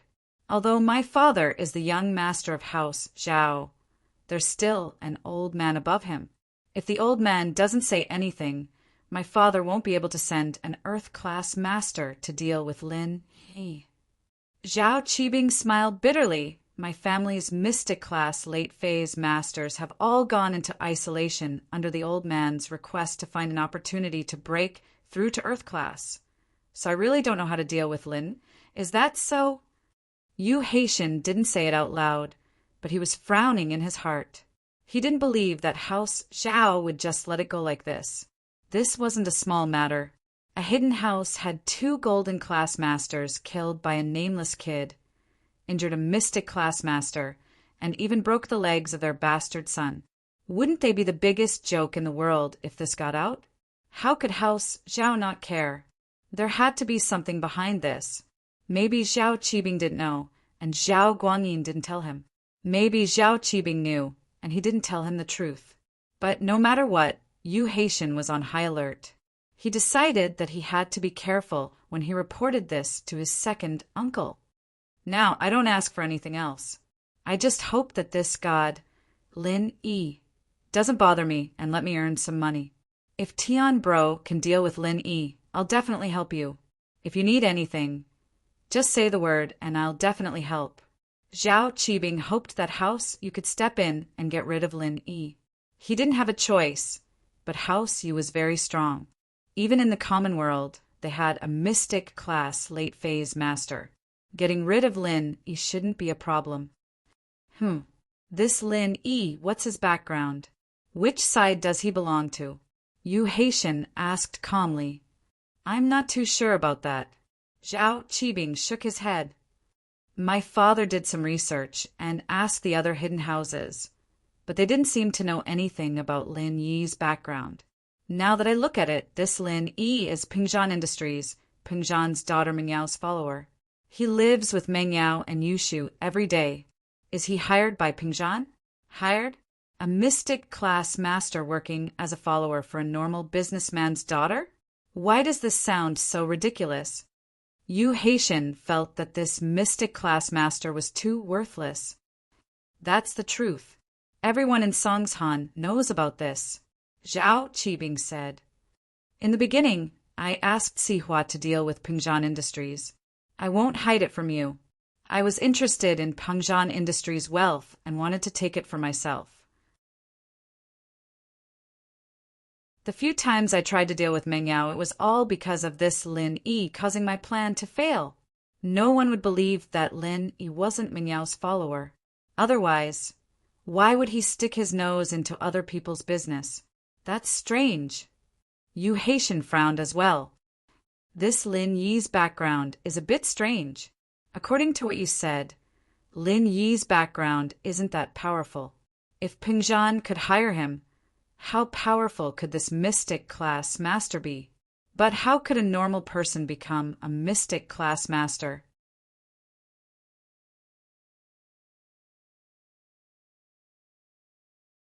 Chapter 808. Chapter 808. House Yu's decision. All right, I'll report this to the head as well. Yu Haitian nodded. It seems like we'll have to think long and hard about how to deal with Lin Yi. Let's have dinner together. Qibing and Haitian were done talking business, so he invited Lin Yi. As far as he was concerned, Haitian now had a common enemy with him. Their relationship could take another step forward. No, I still need to investigate Pingzhan Industries and Lin Yi's situation. I'll report to the head and come up with a plan to deal with Lin Yi as soon as possible. Haitian said, That's fine, next time then. When my leg recovers, we'll go out and have some fun. Qibing didn't ask him to stay. He knew that Haitian had something urgent to do. After leaving the floating cloud bar, Yu Haitian didn't dare to waste a second and sent the information he had gathered to House Yu in Yanjing. Shuaixing, Yu Bide, and Yu Feng were all sitting outside Yu Kuin's room. This time, the beautiful middle-aged woman, Yu Kuin's mother, wasn't there. This was a family meeting of House Yu, and only the second, third, and second son, Yu Feng, were present. House Yu's elder and eldest had already broken through to Earth class. Elder Yu was in seclusion all year round, and the eldest had gone to the other side to continue his training. Thus, the only ones in charge were the two brothers and the younger generation, Yu Feng and Yu Kuin. Of course, there was another branch of House Yu, Haitian's branch, but Haitian wasn't suited for martial arts. His parents passed away early, and he was the only one left to manage the business. What do you guys think about the news that Tian sent back? Shuaixing looked at the information on Lin Yi with a serious expression as he asked Yu Bide and Yu Feng. Second brother, now, I am 90% sure that Lil Kuin was hurt by this Lin Yi. Yu Bide's eyes were filled with deep hatred.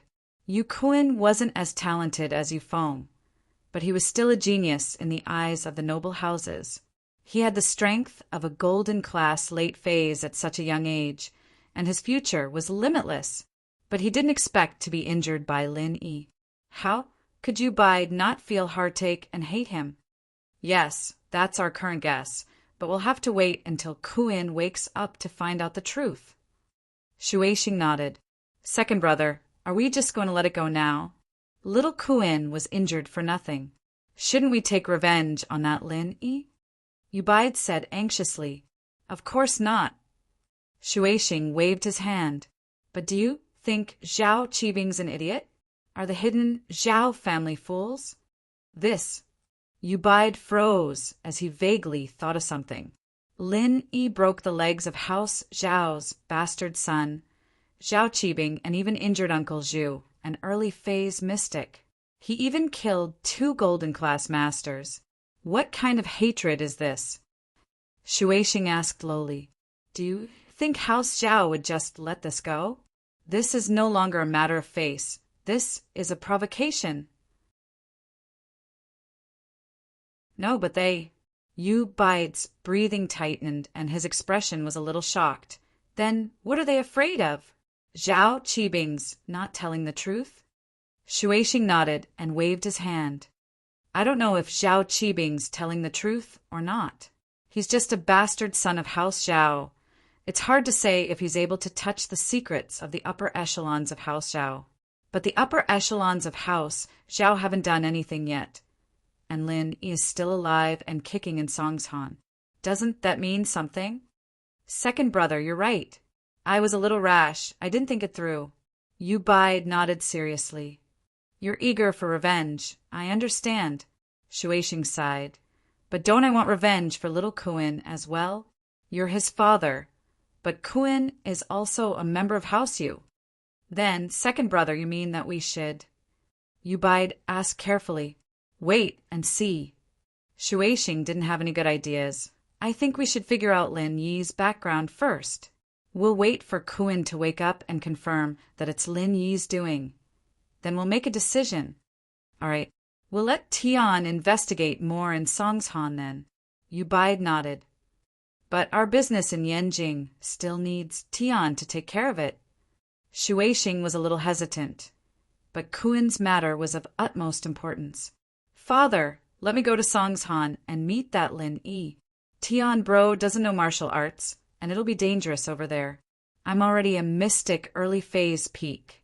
That Lin Yi won't be able to do anything to me. Yu Feng volunteered. I'll go investigate. It'll be safer. Shuishing didn't think that Yu Feng would volunteer to go to Songshan to investigate. Using him to replace Yu Haitian wasn't a bad choice. But Shuishing was afraid that Yu Feng would cause some trouble. He was young, after all, and hadn't gone on many missions.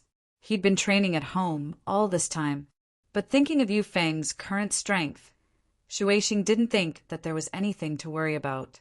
He was a mystic early phase peak, and Lin Yi was most likely an early phase as well. Otherwise, he wouldn't have been able to fight evenly with Uncle Zhu. Shuishing didn't think that it was because Lin Yi didn't dare kill Uncle Zhu. If he was afraid of offending House Zhao, then he wouldn't have killed the 2 golden class masters. Kuan's case was the same. Lin Yi's strength had just entered the mystic class, and it wasn't stable yet. Even Kuan didn't die. As for the 2 golden class masters from House Zhao, they died from an accident. From Shuishing's point of view, Lin Yi must have used some sort of plan. With Yu Feng's strength, it wouldn't be a problem for him to dominate Songshan. Father, there's no one more suitable than me. You and third uncle can't go yourselves, can you? Yu Feng said. All right, you can go, but your main mission is to find out more about Lin Yi, not to cause trouble. Don't get into any conflict with him. Shuishing hesitated before agreeing. Of course I won't cause trouble, but I'm afraid that he'll cause trouble for me. That's even better. I won't have to find an excuse. I'll kill him with one slap and avenge Kuan. Yu Feng said proudly. Let's try not to get into a conflict. Shuishing didn't say anything definite. If it was really as Yu Feng said and he was bullied, he couldn't just not fight back, could he? No one would be able to say anything even if he was beaten to death. Even if Lin Yi had a background, House Yu wasn't a pushover. If he was beaten to death, then so be it. Who would dare do anything? With that thought, Shuishing calmed down.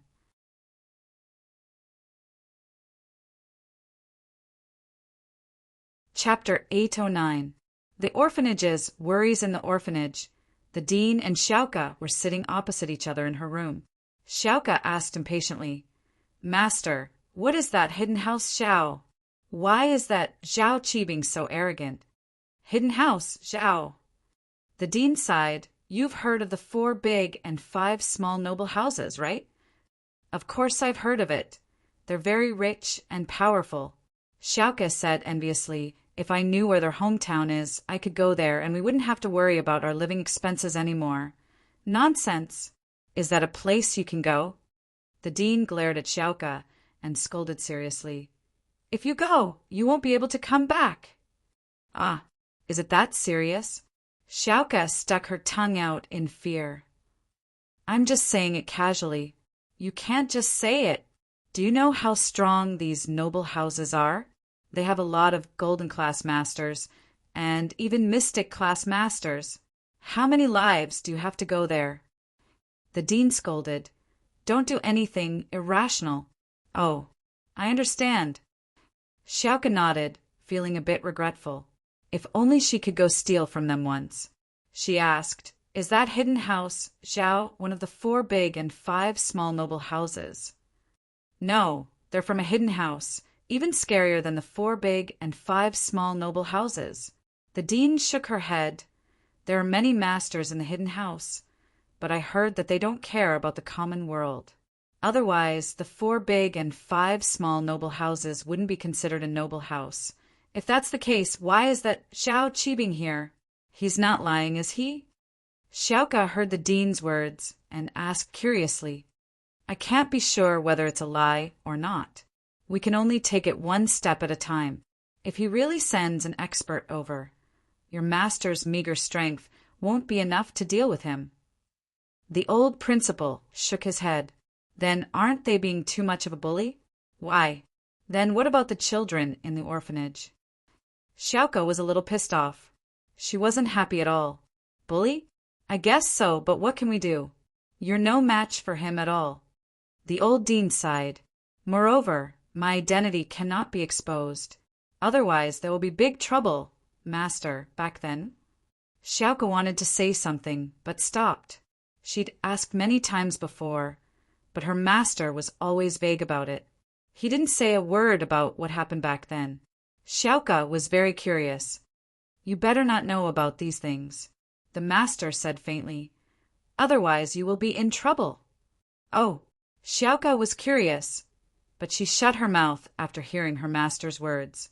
The case of the kidney trafficking organization finally came to an end. The main culprit, Tattooed Bro, was sent to the court.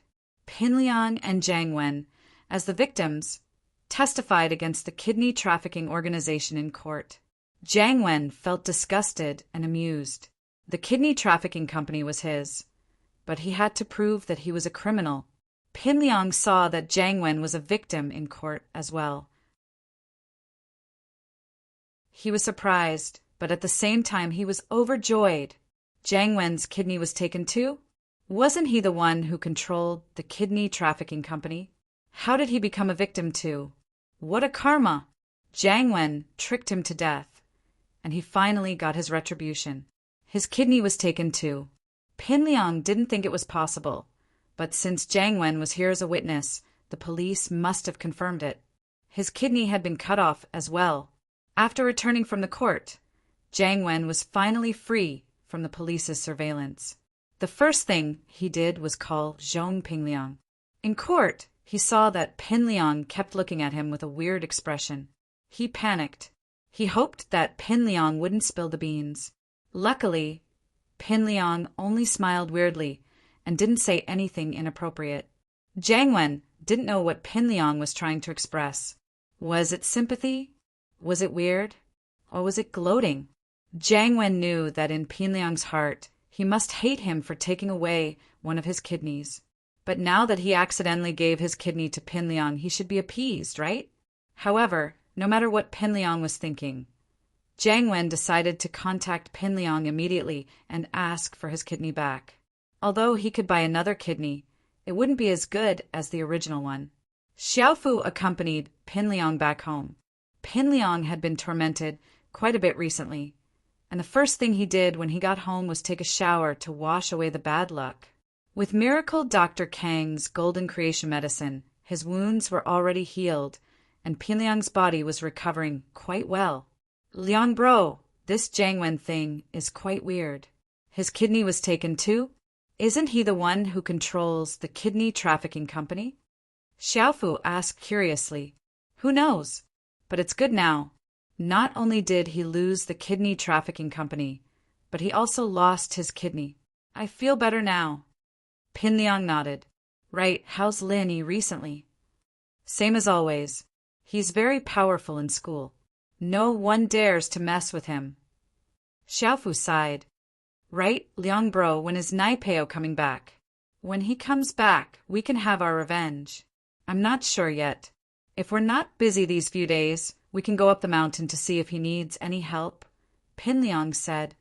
Okay, I want to see how Naipeo is doing too. Xiaofu nodded. He was looking forward to Naipeo's return.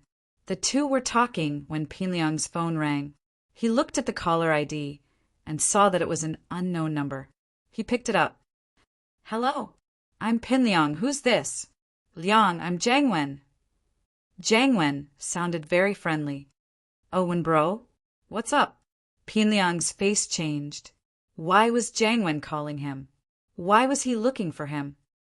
Hey, Liang, I have something important to tell you. Jiangwen didn't hear the unfriendliness in Pinliang's tone. He couldn't see Pinliang's expression, so he continued, How's your kidney? Did anything happen?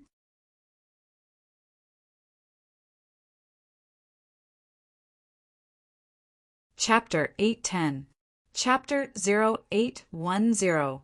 Gao Xiaofu's dirty move. Liang, I'll be honest with you.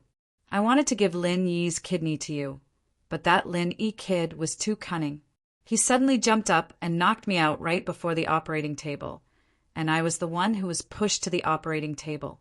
The doctor gave you my kidney. Jiangwen explained bitterly. Wah! Pinliang's eyes widened. Seriously? Was this the truth? No wonder Lin Yi was alive and kicking. No wonder Jiangwen's kidney was cut off. Lin Yi's kidney was given to him. Pinliang couldn't help but laugh at Jiangwen's misfortune. You cut off my kidney? Are you happy now? Did you learn your lesson? Your kidney was cut off, right? You've been cutting off other people's kidneys all day, and now it's your turn. No wonder his kidney didn't match. It was the wrong one. No way, right? You're that unlucky? Pinliang pretended to be sympathetic, but he was actually very happy inside. Yeah, I'm so unlucky. Bro, we're brothers in the same boat now. Jiangwen said with a sob. Brothers in the same boat? I have a kidney now. How can we still be brothers in the same boat? Pinliang said it on purpose to piss Jiangwen off. Ugh, your kidney is mine and we don't need to match. So, to avoid more trouble, why don't you give your kidney back to me first? If it dies, it'll affect your health. Jiangwen said, but I'll help you find a matching kidney. Give it to you? Fuck, you're dreaming, aren't you? You want to give it back after torturing me? Are you kidding me? Plus, it's already dead. Where can I get it for you? You want to find a matching kidney for me? Who are you kidding? Your kidney trafficking organization has been destroyed. Where are you going to find a matching kidney for me? Pinliang didn't believe Jiangwen's words. He hated Jiangwen to the core. If it weren't for him, he wouldn't have been left with only one kidney. The kidney was already dead. And even if it wasn't dead, Pinliang wouldn't give it back to Jiangwen, even if he dug it out and threw it away. Is that so? Then I'll go to the hospital to see if it's a match. Pinliang said indifferently and hung up before Jiangwen could reply. Jiangwen could only smile bitterly as he held the phone. He knew that Pinliang didn't believe him and wanted to take his kidney for himself. However, he could only pray that Zhong Pinliang wouldn't be able to find a match in the hospital. That way, Zhong Pinliang wouldn't be able to use the kidney anymore and would return it to him. Pinliang hung up the phone with a face full of disdain. He laughed coldly and said to Xiaofu, This and Jiangwen wants my kidney? What a fool's dream. Xiaofu was very close to Pinliang, sitting right next to him. There was no one else in the house, so it was very quiet. Xiaofu heard everything Jiangwen and Pinliang said over the phone. He added, Yeah, even if the kidney wasn't dead, we wouldn't give it back to him, let alone the fact that it's already dead. If it wasn't for him, would you have become like this, Brother Liang? You don't even have the confidence to pursue Mengyao now. Yeah, I, Pinliang, swear that I won't let Jiangwen go. When Naipeo comes out, I'll make him pay for everything. Pinliang gritted his teeth. Liang bro, I have a good idea. We don't need to wait for Naipeo to come out and teach Jiangwen a lesson. Xiaofu's eyes lit up. Oh, do you have any good ideas? Pin Liang asked quickly when he heard that Xiaofu had an idea. Liang bro, didn't Jiang Wen ask you for a kidney? If that's the case, we'll give him one. Xiaofu grinned. Give him one? Where would we get it? We've already lost the dead kidney. Pin Liang didn't understand. Besides, even if I had one, I wouldn't give it back to him. I hate him so much. Why would I give him a kidney? Liang bro, let me finish first. Xiaofu lowered his voice and said mysteriously, I said we'll give him one kidney, not the original one. We can give him another kidney. I heard that dog and pig kidneys look similar to human kidneys. We'll give him a dog kidney. Huh. Oh, that's a good idea, but will it match? Pin Liang's eyes lit up. Who cares? It's best if he's not a good match. We'll torture him a little and let him enjoy the pain of having his kidney removed after a kidney transplant. By then, he'll be stabbed 3 times too. Gao Xiaofu said sinisterly. Yeah, why didn't I think of that? Pin Liang was overjoyed at Xiaofu's suggestion. We'll give him a dog kidney. But will the doctor be able to see through the flaws during the kidney transplant? Well, Xiaofu thought about it and said, we'll go look for this doctor. Just tell them that the kidney trafficking company case has just been closed, and they don't dare to operate in big hospitals. Also, Jiang Wen's kidney trafficking company has been destroyed, so he must have no more doctors in his place. You're right, haha, Jiang Wen. How dare you set me up? I'll give you a dog kidney and make you feel good. Pin Liang was overjoyed at the thought of setting Jiang Wen up. Xiaofu, I've just recovered from a serious illness, and I can't go out. I'll leave this to you. Contact a reliable illegal clinic and get a wild dog, preferably one with rabies, haha. Don't worry, Liang bro, that's easy. I'll take care of it. Xiaofu patted his chest and promised. Yeah, I still have 30,000 in my bank card. It should be enough. Pin Liang passed a bank card to Xiaofu. This is my pocket money my dad gave me this month. Hey, why are we using our own money? Jiang Wen should be the one paying for the kidney, and he has to give you some nutrition fees too, right? Xiaofu said, That's right. Why are we spending money? Let's just ask him for money. This is great. Not only did we give him a dog kidney, we can also get some money from him. Pin Liang said happily, Xiaofu, you've become smarter recently. Man, I've matured a lot after all these things.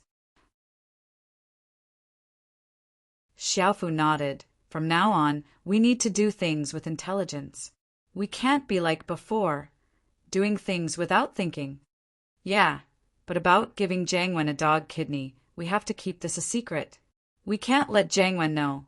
Pin Liang said, Although my dad is with Master Bing, we can't mess with Jiang Wen's background.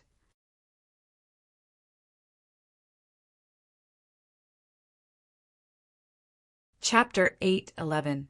Chapter 0811. Mischievous Yushuit was another weekend. Lin Yi woke up to find the Miss and Yushu already awake, watching TV on the sofa in the living room. Meng Yao poked Yushu with a finger when Lin Yi came out. Oh, shield bro. Yao Yao's prepared a lunchbox of love for you. Go eat it. Yushu said after getting Meng Yao's signal. Shu, what are you talking about? Breakfast with love? Meng Yao was a little pissed off. She was the one who called for KFC breakfast. Why was it breakfast with love? I don't know anything. You poked me with your finger, so I thought you were hinting me to say that. Yushu said innocently. Ahem. Meng Yao had no choice but to look at Lin Yi. Shu and I called for KFC breakfast since you weren't awake this morning. There's still some leftovers. Go eat it. In actuality, Meng Yao wanted to make it herself, but she gave up on the idea after her last failure. The popcorn porridge and egg would be inedible if she didn't do it. Thanks. Lin Yi nodded at Meng Yao, knowing that she was being tough on the outside but soft on the inside. The rest of the food on the table was obviously unopened, and it wasn't as Meng Yao had said. She'd ordered it just for him. Lin Yi went to eat, leaving Meng Yao and Yushu alone in the living room. Yao Yao, you were the one who ordered it for Shield Bro. Why didn't you tell him? Yushu felt that Meng Yao was doing something wrong. It's not a big deal, I just brought it along. Meng Yao didn't think there was anything wrong with it. Oh, Yao Yao, you can't do this. We won't have anything to play with when Shield Bro leaves. Yushu was a little disappointed. Meng Yao's attitude was hard to understand. Meng Yao shrugged and didn't say anything as she continued watching TV. TV shows these days are getting boring. Cartoons are getting more and more adult-oriented. I don't understand it anymore. Yushu flipped through a couple of channels, but nothing caught her eye. No Pleasant Goat and Big Wolf today? I don't know. Meng Yao was bored as well. How did Lin spend his weekends before he came? Yao Yao sis, are we going shopping or playing at home today? It's been a while since we've played at home. Maybe we should play games? Yushu suggested after turning off the TV. Make a game? What game? Do you have any ideas? Meng Yao asked. Ugh. Yushu couldn't think of anything to play with when she saw Lin walking over after finishing his breakfast. Lin was a fast eater, especially since he didn't have a lot for breakfast. Shield Bro, this is so boring. Do you have any fun suggestions? Yushu looked at Lin. What are you playing? It's May Day soon. Let's work. Lin said as he looked at the villa's windows. The windows are dirty. Let's clean up the villa if we have time. Oh, Yao sis, let's do some work then? It sounds fun? Yushu thought that it would be fun to play with Lin. Okay. Meng Yao nodded. Faubert used to hire cleaners to clean the villa, and she had never done it herself before. Meng Yao heard that all virtuous women knew how to do housework, so it wasn't a bad idea to do it herself. Meng Yao and Yushu, on the other hand, went upstairs to change into sportswear. Lin on the other hand, went to the storage room at the back of the villa to find 2 water hoses for watering the plants and washing the cars. They weren't high-pressure hoses, but they were more than enough to clean up the house. Shield Bro, what do you need us to do? Yushu asked impatiently. She had never cleaned a house herself before. I'll go get rid of the weeds. You 2 have a water cannon each. You just need to wash the villa. Lin gave the 2 girls some simple jobs, telling them to get rid of the weeds. Lin wasn't at ease. He didn't want the weeds to get rid of them and ruin the good lawn instead. Oh, okay. Yushu tried it out. It was really fun. It was like the water cannon she played with when she was young. Yao Yao sis, cleaning a house is so fun. Don't talk. Let's get to work. Meng Yao thought that it was fun. It was as if she had returned to her childhood. She and Yushu had a water cannon each, and they would shoot water all over each other. In the end, both of them were drenched and had to go home to take a hot shower.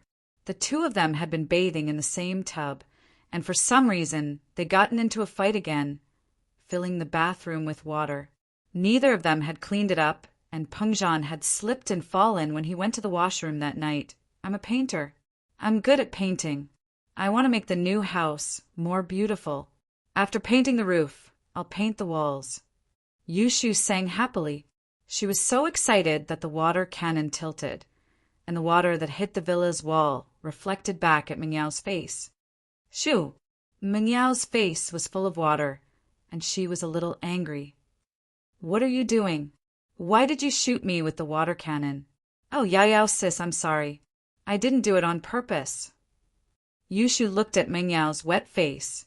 She found it funny, but she held back her laughter and apologized carefully. Be more careful next time. Meng Yao glared at Yushu as she continued painting the house. Yushu turned around and focused on painting the house.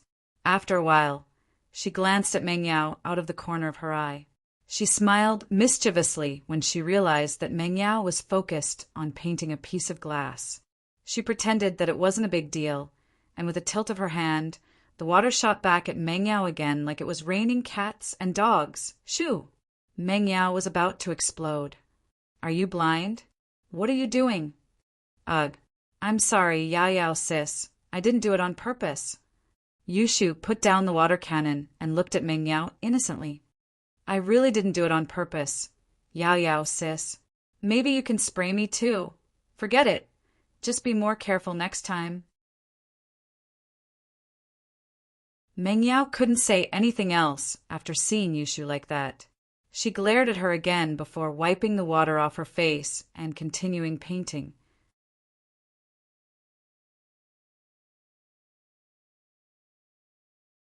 Chapter 8:12. A thief calling a thief. Yushu was dancing with joy at the success of her plan as she pretended to be focused on cleaning the house. After a while, she glanced at Meng Yao out of the corner of her eyes and couldn't help but giggle. The water gun in her hand tilted once more. Ah!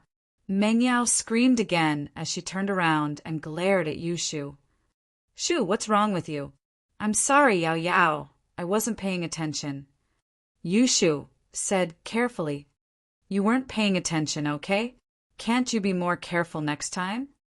Meng Yao didn't have the heart to continue scolding Yushu after seeing her like this. She shook her head. Let's get back to work. Oh. Yushu was glad that she dodged another bullet. Meng Yao suspected that Yushu was doing it on purpose. The girl was a mischievous girl. She used to do all kinds of naughty things when they were kids. So Meng Yao learned to be smart this time. Although she continued to use the water gun to wash the house, she kept looking at what Yushu was doing with the corner of her eyes. After a while, Meng Yao saw Yushu sneaking a peek at her.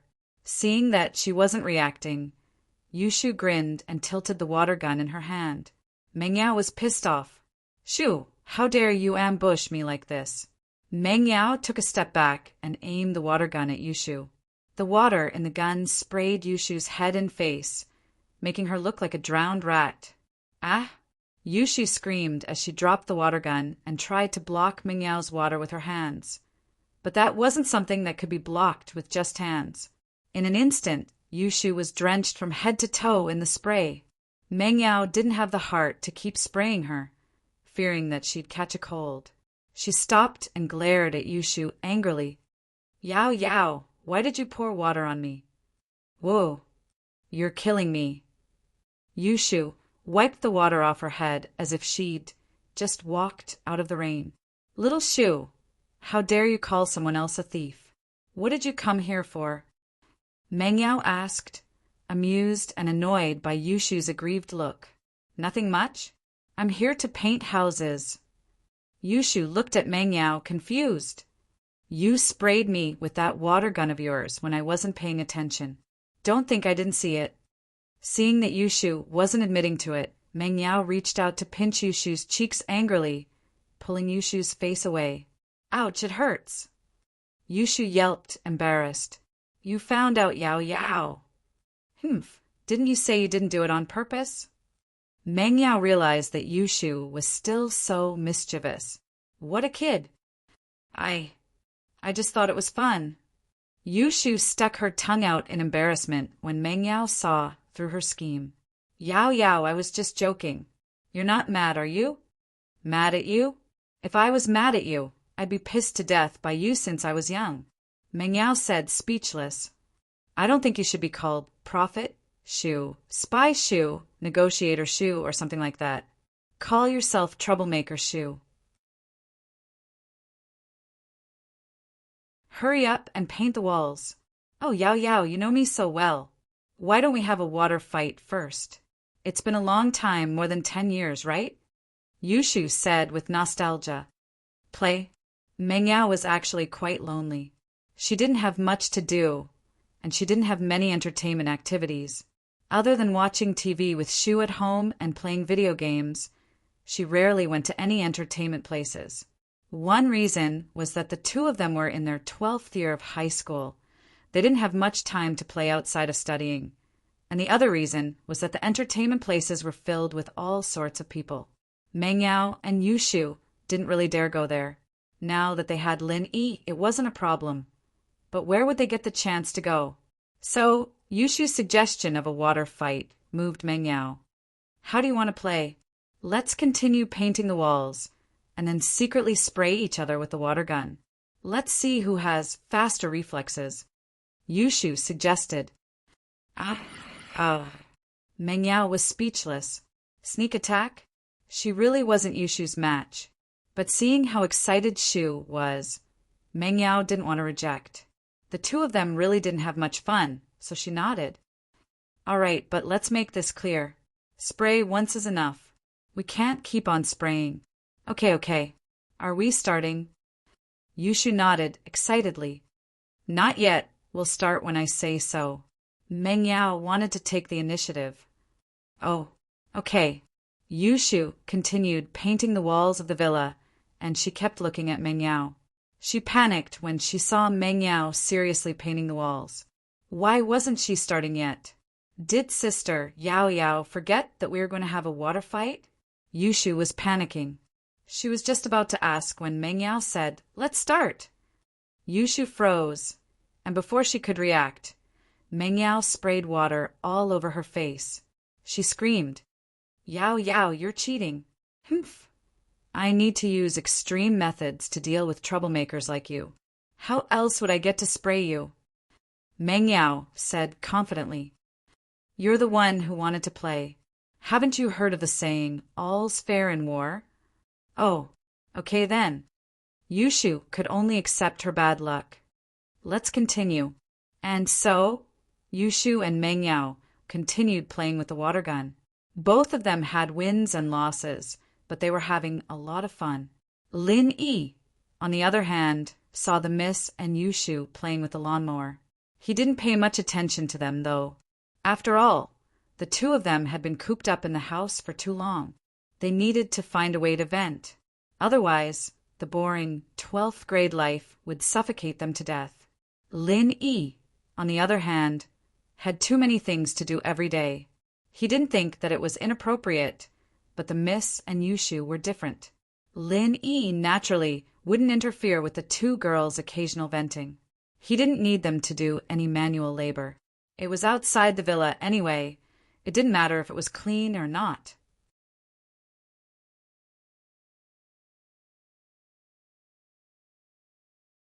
Chapter 813. Chapter 0813. Sneak attack on Linny, huh? Meng Yao paused. Sneak attack on Linny? With a water gun? That's not good, is it? Why not? We can do it secretly and pretend that we didn't do it on purpose, right? Yushu smiled mischievously. Aye. Meng Yao frowned. He's weeding. How can we mess around with him? It's fine. It's hot now. It's good to get rid of the heat. Look at our clothes. Aren't they drying up? Yushu said as she shook off the sportswear she was wearing. It was fortunate that they were both wearing sportswear. Otherwise, they'd be completely exposed if they'd only worn a thin shirt at home. That's not good, is it? Meng Yao wasn't as crazy as Yushu. Aya, Yao Yao, think about it. You've already sprayed Shield Bro's face all over in the hospital. What's the difference now? Yushu said to Meng Yao. What are you talking about? Meng Yao was a little embarrassed when Yushu brought up that embarrassing moment.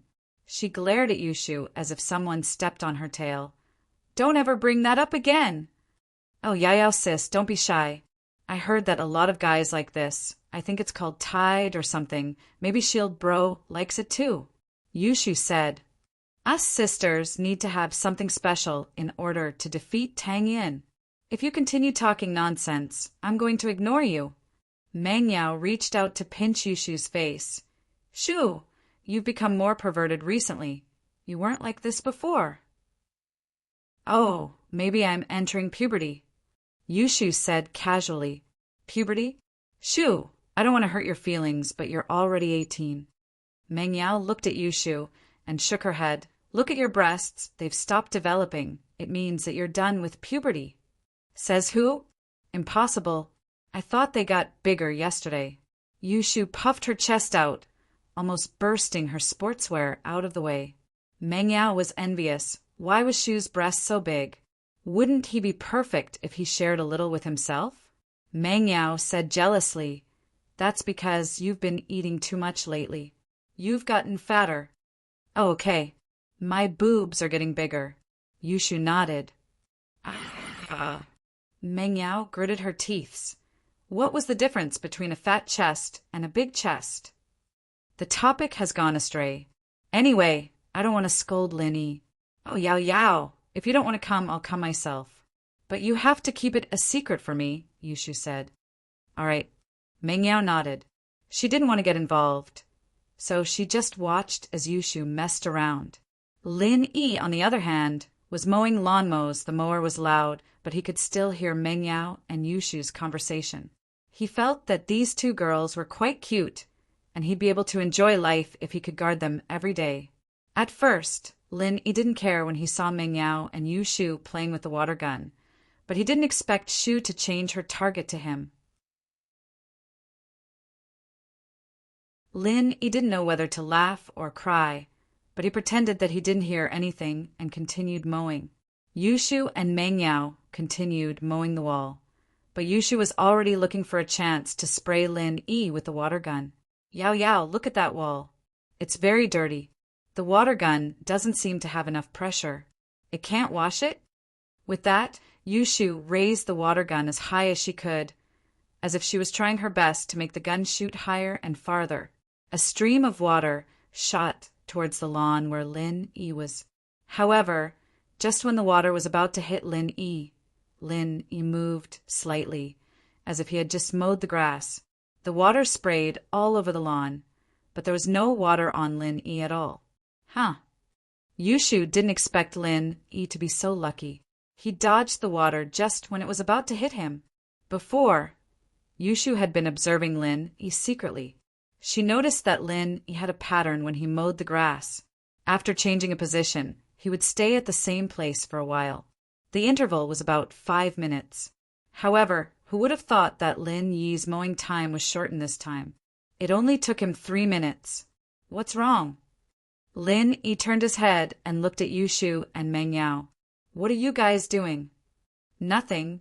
Shu wanted to wash the wall a little higher and didn't control her strength well. Meng Yao explained nervously when she heard Lin Yi's question. Oh, Lin Yi nodded and didn't say anything else. He turned back and continued mowing. Meng Yao glared at Yushu. She thought, you caused trouble, and you want me to explain for you? Yushu stuck her tongue out. I didn't aim well this time, but I won't next time. Meng Yao didn't say anything and continued to clean the wall. Yushu, on the other hand, continued to observe Lin Yi as she cleaned the wall. This time, Yushu didn't notify Lin Yi in advance. She didn't want to explain that the wall was a little dirty like last time. Instead, she suddenly changed the direction of the water gun and sprayed it at Lin Yi. However, this time, Lin Yi coincidentally squatted down as if he was checking the condition of the grass under him. He dodged Yushu's water gun directly. The water from the water gun swept over Lin Yi's head. Only a few drops of water fell on Lin Yi's back. It didn't seem to affect him much. Huh. Yushu was surprised. How was that possible? Shield Bro dodged it again? But how could it be so coincidental? Shield Bro is so lucky. Meng Yao frowned. She seemed to have sensed something. Perhaps Lin Yi did it on purpose? She thought that Lin Yi's skills were more than enough to dodge the water spray. All right, Shu, stop messing around. Oh, Yushu wasn't satisfied, but there was nothing she could do after hearing Meng Yao's words. She could only nod. After a while, Yushu wasn't willing to give up. She didn't believe that it would be a coincidence every time. She didn't believe that Lin Yi could dodge her water gun every time. So, she continued to observe Lin Yi. It wasn't long before she found a new opportunity. She saw Lin Yi turn around and start removing the weeds in another part of the field. Yushu felt that this was her chance. Lin Yi couldn't have eyes on his back, could he?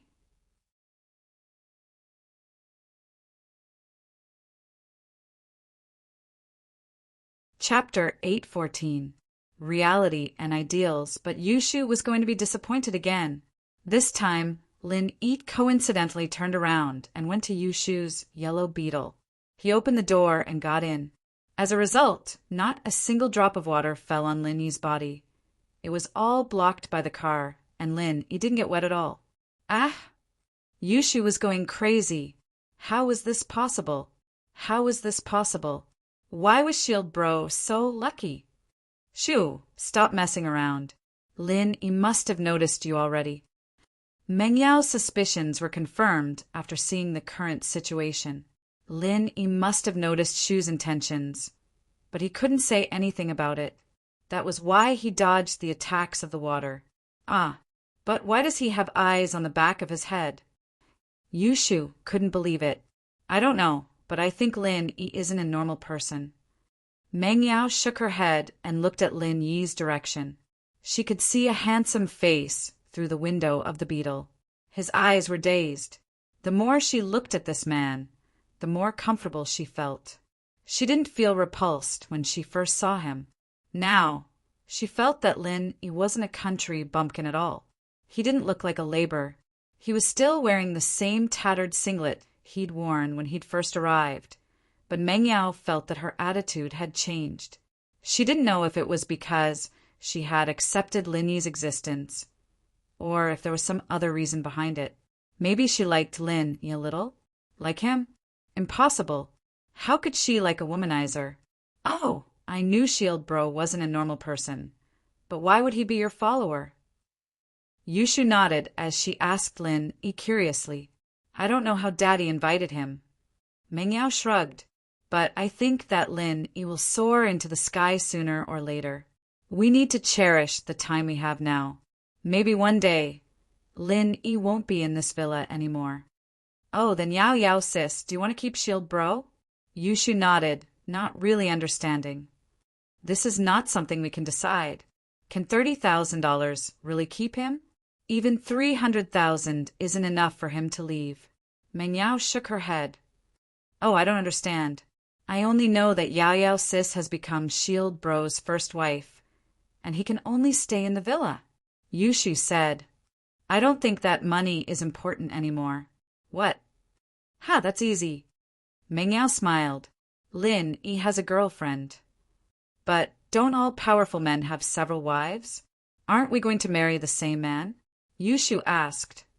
There's always a difference between reality and dreams. Meng Yao pinched Yushu's cheek. It felt really good after pinching her cheeks a couple of times. They were chubby and easy to pinch. Oh, Yushu watched as Lin Yi drove the car from one side of the lawn to the other. She felt that Shield Bro could predict the future. He was even better than her. Shield Bro, what are you doing? Yushu couldn't help but ask. Weeding, there are weeds under the car. I'm driving the car to the other side. Lin Yi got out of the car and looked at Yushu with a faint smile. What are you doing? Watering the lawn? Oh, Yushu was a little embarrassed. She could tell from Lin Yi's expression that Lin Yi had found out about her naughtiness. Shield Bro, I actually wanted to sneak a shot at you. Yushu didn't hide it anymore. She admitted it since Lin Yi saw through her. Ah, no matter how I look at it, it looks like you did it on purpose. Lin Yi smiled. He wasn't angry at Yushu. Getting angry with Yushu wasn't something Lin Yi could do. Pin Liang would have been kicked to the southern sky gate long ago if he'd done something like that. Man, there's no sense of accomplishment. Shield Bro, would it kill you to get sprayed by me? Yushu was a little disappointed. Yushu's words were a little flirtatious, and it reminded Lin Yi of the scene in the hospital. He looked at Meng Yao subconsciously. The Miss heart tightened when she saw Lin Yi looking at her. She remembered something as well, and her face reddened. She glared at Lin Yi. What are you looking at? What are you thinking about? Ah, nothing. Lin Yi shook his head. But the more Lin Yi acted like this, the more Meng Yao felt embarrassed. She remembered the scene in the hospital and the ambiguous smile on Lin Yi's face. Meng Yao picked up her water gun and sprayed it at Lin Yi. Lin Yi didn't defend himself. He didn't expect the miss to attack him all of a sudden. He smiled bitterly. It seemed like the miss was a little embarrassed. He dodged to the side, but Meng Yao's water gun still managed to get some water on him. Yushu cheered when she saw Meng Yao attacking Lin Yi. She picked up her water gun and sprayed it at Lin Yi. Yao Yao, let's see who can spray Shield Bro first. Lin Yi was good at fighting, but there was no way he could dodge Meng Yao and Yushu's water gun attacks. He couldn't just go underground, could he? But seeing how happy the two were playing, Lin Yi didn't dodge and let them do whatever they wanted. But at this moment, a woman's scream came from outside the villa's fence. "Bastard! Which little bastard drenched me with water?" Meng Yao and Yushu jumped in fright, turning the water gun in their hands as they looked in the direction of the sound. There was a convertible Porsche Boxster parked in front of their villa, and in the driver's seat was a woman dressed very provocatively. Her hair was wet, and the thick makeup on her face was messed up as well. It looked like she was wearing a face from an opera. As it turned out, Meng Yao and Yushu had gotten a little too heated, and she'd been too focused on spraying Lin Yi with her water gun that she hadn't noticed the sports car passing by the villa. The water gun had hit the woman's head and face. Meng Yao and Yushu realized that they'd gotten into trouble as well. The woman's words weren't very pleasing to the ears, but the miss wasn't an arrogant person to begin with. She walked over to the Boxster woman and apologized. "I'm so sorry. We accidentally drenched you with water. We're really sorry."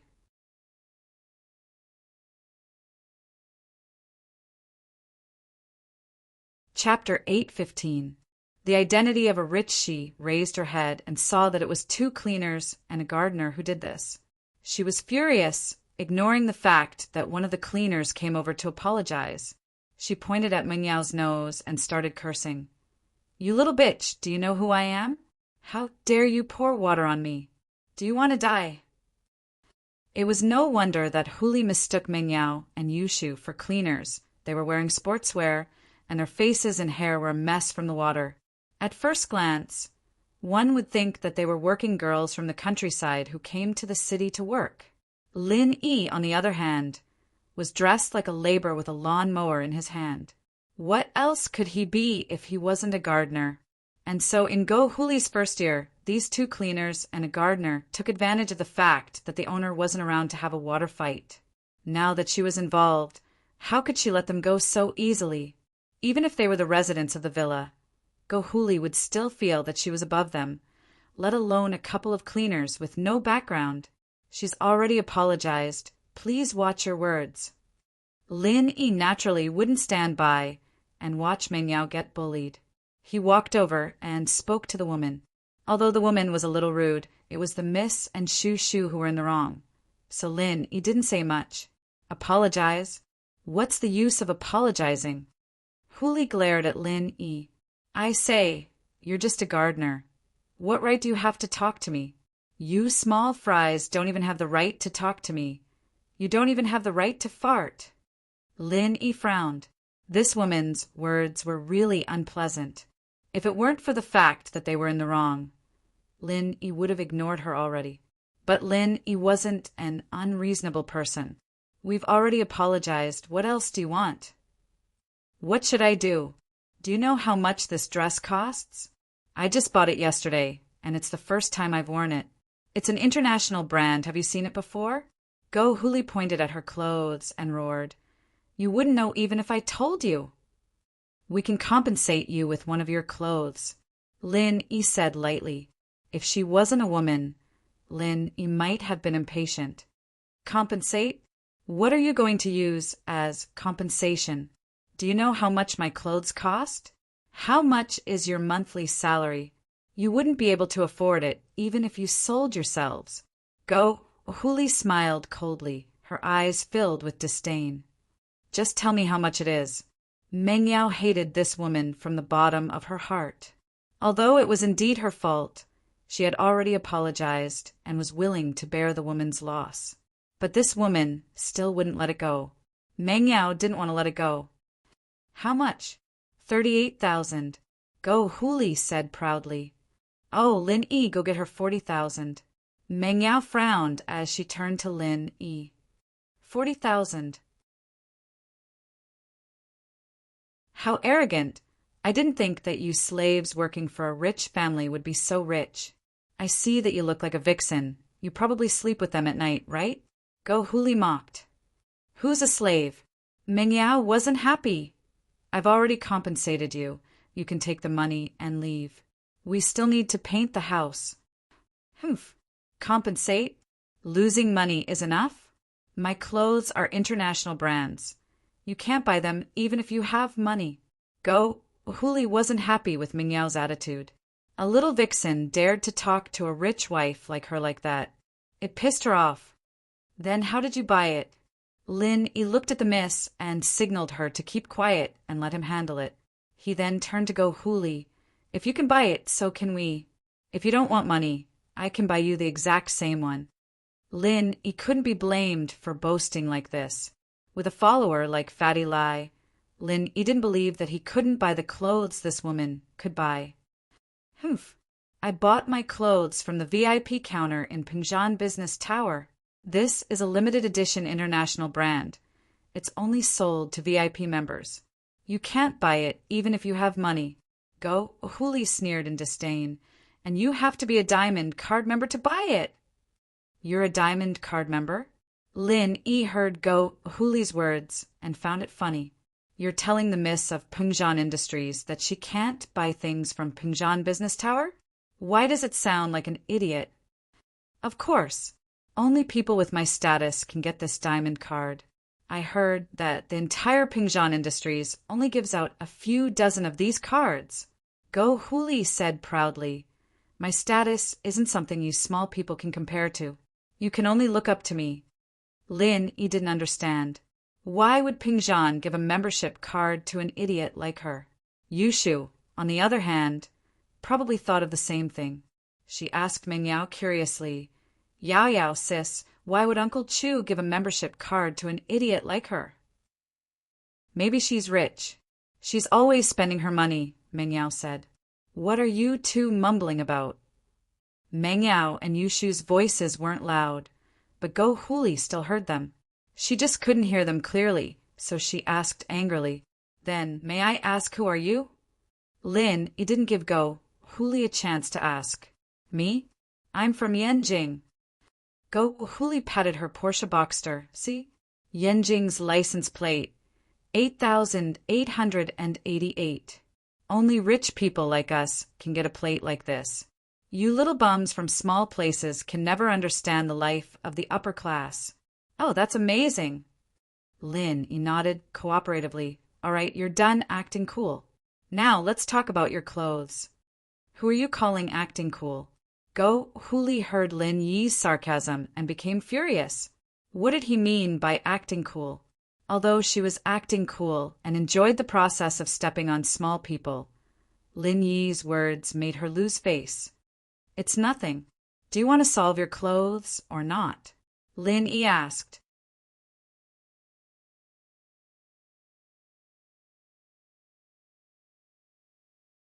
Chapter 816. Terms of the bet. She had just bought a villa in this district, but it was a second-hand villa and the previous owner hadn't lived here for a long time. She noticed that the villa was very dusty and the yard was full of weeds. So, she wanted Meng Yao, Yushu, and Lin Yi to work for her for free. This way, she could humiliate them. You can find a cleaner to do it. We'll pay for it. Lin Yi said faintly. Pay? Humph, you don't want to do it? Fine, then buy me a set of clothes that looks exactly like it. Go Huli acted like she had Lin Yi in the bag. Go buy it? Only Diamond card members can buy it. Oh, then if we buy it, will we just forget about it? Lin Yi couldn't be bothered to argue with this shrew. Forget about it? Humph, if you guys can buy it, I'll pull my head off. Go Huli knew very well what was going on with the clothes, so she dared to say something like that. When she bought it yesterday, other than the sample in the display window, this was the only one left. Pingzhan Commercial Building wouldn't sell the sample in the display window, and normal staff didn't have the authority to open the display window. The display window had a fixed period of time, and they wouldn't open it before the expiration date. That was why Go Huli dared to say that if Lin Yi could buy it, she would pull her head off. Of course, this wasn't just for show. She was going to give Lin Yi even harsher terms later on. Oh, this is fun. Yao Yao, sis, can people still live after they pull their heads off? Yushu asked curiously. I don't know, maybe some people have special abilities. I heard that some people can separate their heads from their bodies. Meng Yao shook her head. Oh, that's fun. Shield bro, hurry up and buy her the same set of clothes and let her pull her head off? Yushu said expectantly. Humph. Wait, what if you can't buy the exact same clothes? Go Huli was annoyed at Yushu's words, but for the sake of what she was going to say next, she had to hold it in. Oh, but we don't know how to twist our heads off. We'd be dead if we did. Yushu said, shaking her head. Humph, I don't want you to break your heads. As long as you can't buy the same clothes as mine, then you have to be free labor for my family for a year. How about that? You have to clean my house and weed every day. Whatever I tell you to do, you have to do it. Go Huli said. Okay, let's go buy it then. I want to see the head-twisting performance. Yushu nodded eagerly, agreeing to Huli's request. Lin he wanted to negotiate a little more because Lin he didn't like to do things he wasn't sure of.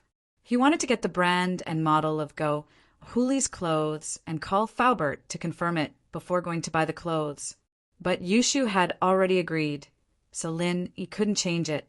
Even if Pingzhan Business Building was gone, Lin he could still order Fatty Lai to buy the clothes. There wasn't a time limit anyway, so it was a loophole that could be exploited. Humph, let's go. What are you waiting for? Come with me to buy clothes. Go Huli laughed coldly. Right, how are you guys going? My car can't fit so many of you. We have a car. Lin Yi pointed at Meng Yao's beetle and said to Go Huli. Go Huli looked at the beetle. Although she was surprised, she didn't think too much about it. Your master is quite rich, isn't he? He bought a car for you slaves, not bad. It's for you to buy groceries, isn't it? Meng Yao glared at Go Huli and didn't say anything. It was useless to say anything now. They had to buy the clothes first. Meng Yao and Yushu got on the beetle, and Lin Yi drove out of the villa, following Go Huli's Boxster to the business district. It was the weekend, so the business district was full of cars. There were no more parking spaces in front of Pingzhan Business Building, but Go Huli had a membership card. She got off the car and waved the diamond card in her hand, showing off to Lin Yi, I'm a member here, so I can park in the special underground parking lot. There are always empty spaces. You guys find a place to park, but be careful not to get stickers. With that, Go Huli returned to the car and drove to the underground parking lot of Pingzhan Commercial Building. However, Lin Yi didn't look for a parking space. He followed Go Huli into the underground parking lot. Go Huli laughed coldly in her heart. Follow him. Although my diamond card allows me to bring a car with me, I won't let you use it. You guys will be kicked out by the security later. It'll be so embarrassing. Miss, are you a VIP of Pingzhan Business Building? Go Huli drove the car to the fence of the underground parking lot, and a security guard walked over and asked respectfully. Of course. Go Huli took out her membership card and said, I have a diamond card. Welcome, respected diamond VIP Ms. Go. The guard took Huli's card and swiped it on the machine on the side. Huli's information was displayed. Diamond VIPs were rare, so the security guard was very respectful. These diamond VIPs were all rich and powerful people, and one look at Go Huli and they knew that she wasn't someone to be messed with. Excuse me, is the car behind you with you, Miss Go? The security guard looked at the beetle behind Go Huli's car and asked, You have a diamond card, so you can bring another car into the parking lot for free. This is your privilege. No, it has nothing to do with me. Go Huli took back her membership card and purposely raised her voice so that Lin Yi and the others could hear her. She wanted to humiliate Lin Yi and the others, to let these lowly servants know the difference between them and rich people like her, the difference between them and high-class people. Okay, please take care. The security guard nodded and opened the fence, allowing Go Huli's car to drive into the underground VIP parking lot of Pingzhan Business Building.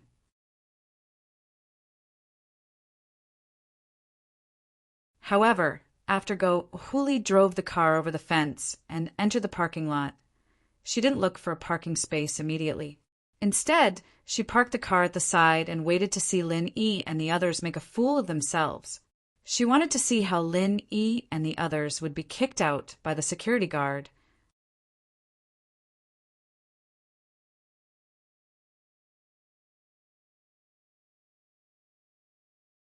Chapter 817. 3 Diamond Cards. Lin Yi drove the car and stopped in front of the fence. The security guard walked over with a smile on his face and asked respectfully, "Hello, sir. Are you a VIP of Pingzhan Commerce?" "I think so," Lin Yi said as he rummaged through his wallet. The security guard paused. "I think so." Was he or wasn't he? Although he was confused, he didn't show any disdain on his face. It could be seen that Pingzhan Industries did a good job in training their employees. Meng Yao found it funny. Even if Lin Yi didn't have a VIP card, he could still come in after giving Faber a call. Plus, he had a membership card. But Meng Yao knew what Lin Yi was thinking when she saw Go Huli not far away. He was probably messing with Go Huli on purpose. As expected, Go Huli found it funny when she saw Lin Yi pretending to look for a membership card after the security guard asked. She got out of the car and walked over to the fence. The heavy makeup on Go Huli's face had been washed away by Meng Yao and Yushu's water gun. She had to wipe it off with a wet wipe in the car. Without the heavy makeup, Go Huli's face showed the signs of aging. She was already in her 30s, no longer young, but she was a mistress who married into a rich family.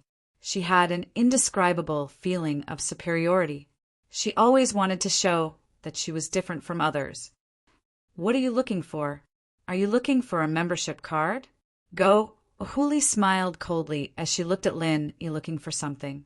She said to the security guard, "You don't need to wait for him to look for it. Just kick him out. I've seen a lot of people like him who don't have the strength to act cool. He'll pretend to look for it for a long time and then tell you that he forgot his membership card. Then, he'll drive away as if nothing happened. He doesn't even have a membership card." The security guard was speechless. What did it have to do with you whether he had a membership card or not? You don't know him, right? If you continue to spout nonsense here, and someone gets out of the car to beat you up, should I stop them or not? Although the security guards had seen people who forgot to bring their membership cards, the security guards always maintained a respectful attitude towards them. Who knew if they really forgot to bring it? "I think I forgot to bring it." Lin Yi shrugged and looked at the security guard apologetically. "Huh." Huli heard Lin Yi's words and laughed. "Wahahaha. Security, what did I say? They don't have membership cards, right? I've already told you that they're here to act cool and not because they really have a membership card. I asked you to kick them out and you still don't believe me? How is it? Am I right? Don't be fooled by the fact that the 3 of them drove here. In fact, they are all low-class people. The man in front is a gardener, and the 2 women in the back are little nannies. They are all slaves." How could they come to such a high-end place to shop? "Oh, my membership card seems to be on the front passenger seat visor. Let me look for it." Yushu's body was small. She leaned over from the back of the car and looked for it on the visor. However, Meng Yao took out a membership card from her wallet and passed it to the security guard with a smile on her face. "Use mine." Meng Yao saw that Lin Yi clearly had a membership card in his wallet, but he said that he didn't find it. That meant that he was playing around with Huli, causing her to get out of the car and talk nonsense. Meng Yao didn't mind taking out her membership card to embarrass Huli. As expected, Huli's face changed when she saw Meng Yao take out a membership card. This little nanny had a membership card? How was that possible? She quickly said, "Hey, security, look carefully. Don't be fooled by them. They are all low-class people. How could they have a membership card here?" The security guard saw that Meng Yao was very pretty and had a sweet smile. He had a good impression of her. He thought that her membership card was real and theirs was fake. What kind of logic was that? However, Yushu also found her membership card and passed it to the security guard. "I found mine too." The security guard was stunned. He looked at Yushu's membership card. It was actually a diamond card. He was really a little scared. What kind of customers were these? They actually had 2 diamond membership cards. Although the security guard was one of the lowest employees in the group, he was in charge of receiving members who came to Pengjan Business Building to shop. He had seen many membership cards, and he knew how rare diamond cards were. Sometimes he wouldn't even see a diamond card for a few days. But today, the passengers in this inconspicuous beetle actually took out 2 diamond cards. However, what surprised him even more was that he also took out a membership card from his wallet and passed it to the security guard. He smiled. "I'm sorry, I found mine too, but it seems like I won't need it anymore." The security guard looked at Yi's membership card. It was actually a diamond card. He was dumbfounded. It can't be, right? 3 diamond membership cards? How was that possible? He couldn't believe what he saw. He rubbed his eyes and confirmed that he didn't see wrongly. He said in shock, "All 3 are diamond membership cards? 1 is enough. There's no need for so many." "What?" Huli heard the security guard's words and was stunned. However, she wouldn't believe that Yi and the others would take out 3 membership cards. She shouted in disbelief, "Ha ha ha, isn't this too fake? 3 diamond membership cards? How is that possible? Who are you lying to? Pengjan Business Building only gave out a few dozen diamond membership cards. How can you have 3? Security guard, do you think it's possible?"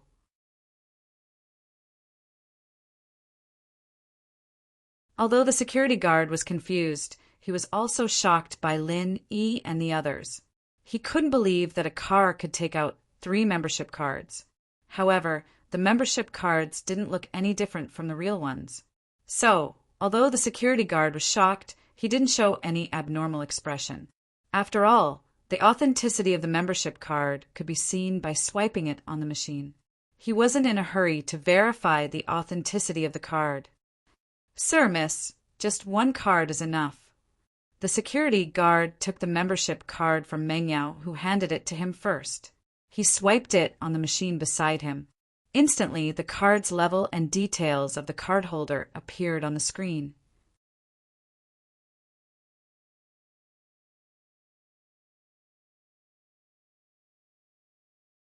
Chapter 818.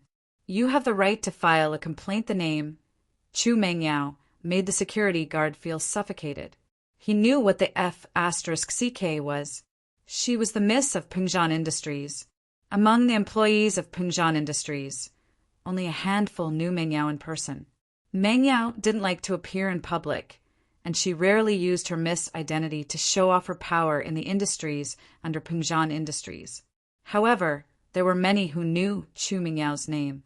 As long as they worked in Pengjan Industries for more than half a year, they would have heard of Chu Mengyao. This was also a topic that they would unintentionally bring up when they chatted with their colleagues. Everyone knew that Pengjan had a beautiful daughter named Mengyao, but not many had seen her in person. That was why everyone was more curious about Mengyao, and the name was etched into everyone's minds. Although the security guard was one of the lowest positions in Pengjan Industries, he would still talk about Chu Mengyao with his colleagues after meals. When he saw the name on the membership card, he immediately understood Chu Mengyao's identity. She was actually the miss of Pengjan Industries. No wonder everyone around her had a diamond membership card. This wasn't strange at all. What kind of status did the Mrs. Friends have? They must be rich and powerful. It was natural for them to have a membership card from Pengjan Industries. "Miss Chu, thank you for your cooperation. Please keep the membership card." The security guard was a little excited as he returned the membership card to Chu Mengyao. Chu Mengyao didn't say anything. It was obvious that she didn't want to expose her identity. Even if the security guard knew, he didn't say anything. Chu Mengyao nodded and put away her membership card with a smile. The security guard was very excited when he saw Chu Mengyao's smile. The miss was so approachable. She even smiled at him. This was something he could show off to his colleagues after meals. However, he knew that the miss didn't have any emotions in her smile. Still, he was happy because, in the eyes of these people, the miss was a high and mighty existence. "Please come in. Diamond member Miss Chu.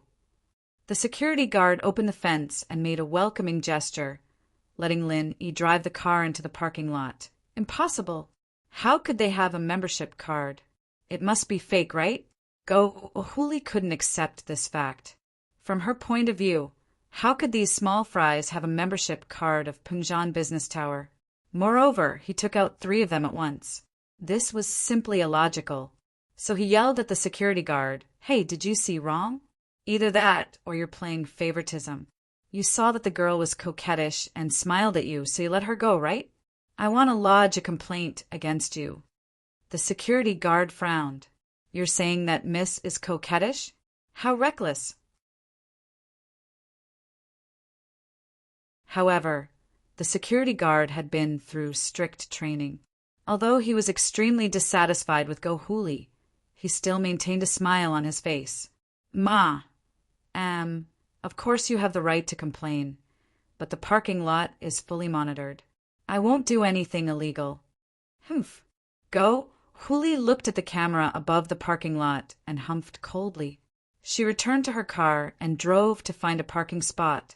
At this point, even if she didn't want to believe it, she had to believe that the membership card Lin Yi and the others showed was the real one. Although she felt it was unbelievable, the truth happened in front of her eyes, and she had to believe it. The master of these brats treated them pretty well, didn't he? He actually gave each of them a membership card. From the looks of it, their master had some influence in the local area. But even so, Huli didn't care. Thinking of her man's family's huge influence, no matter how powerful the people in this small place were, could they be stronger than her man? They weren't on the same level at all. Huli parked her car, and Lin Yi also parked his car at the side. Don't think that you're so great just because you have a membership card. But don't be happy too early.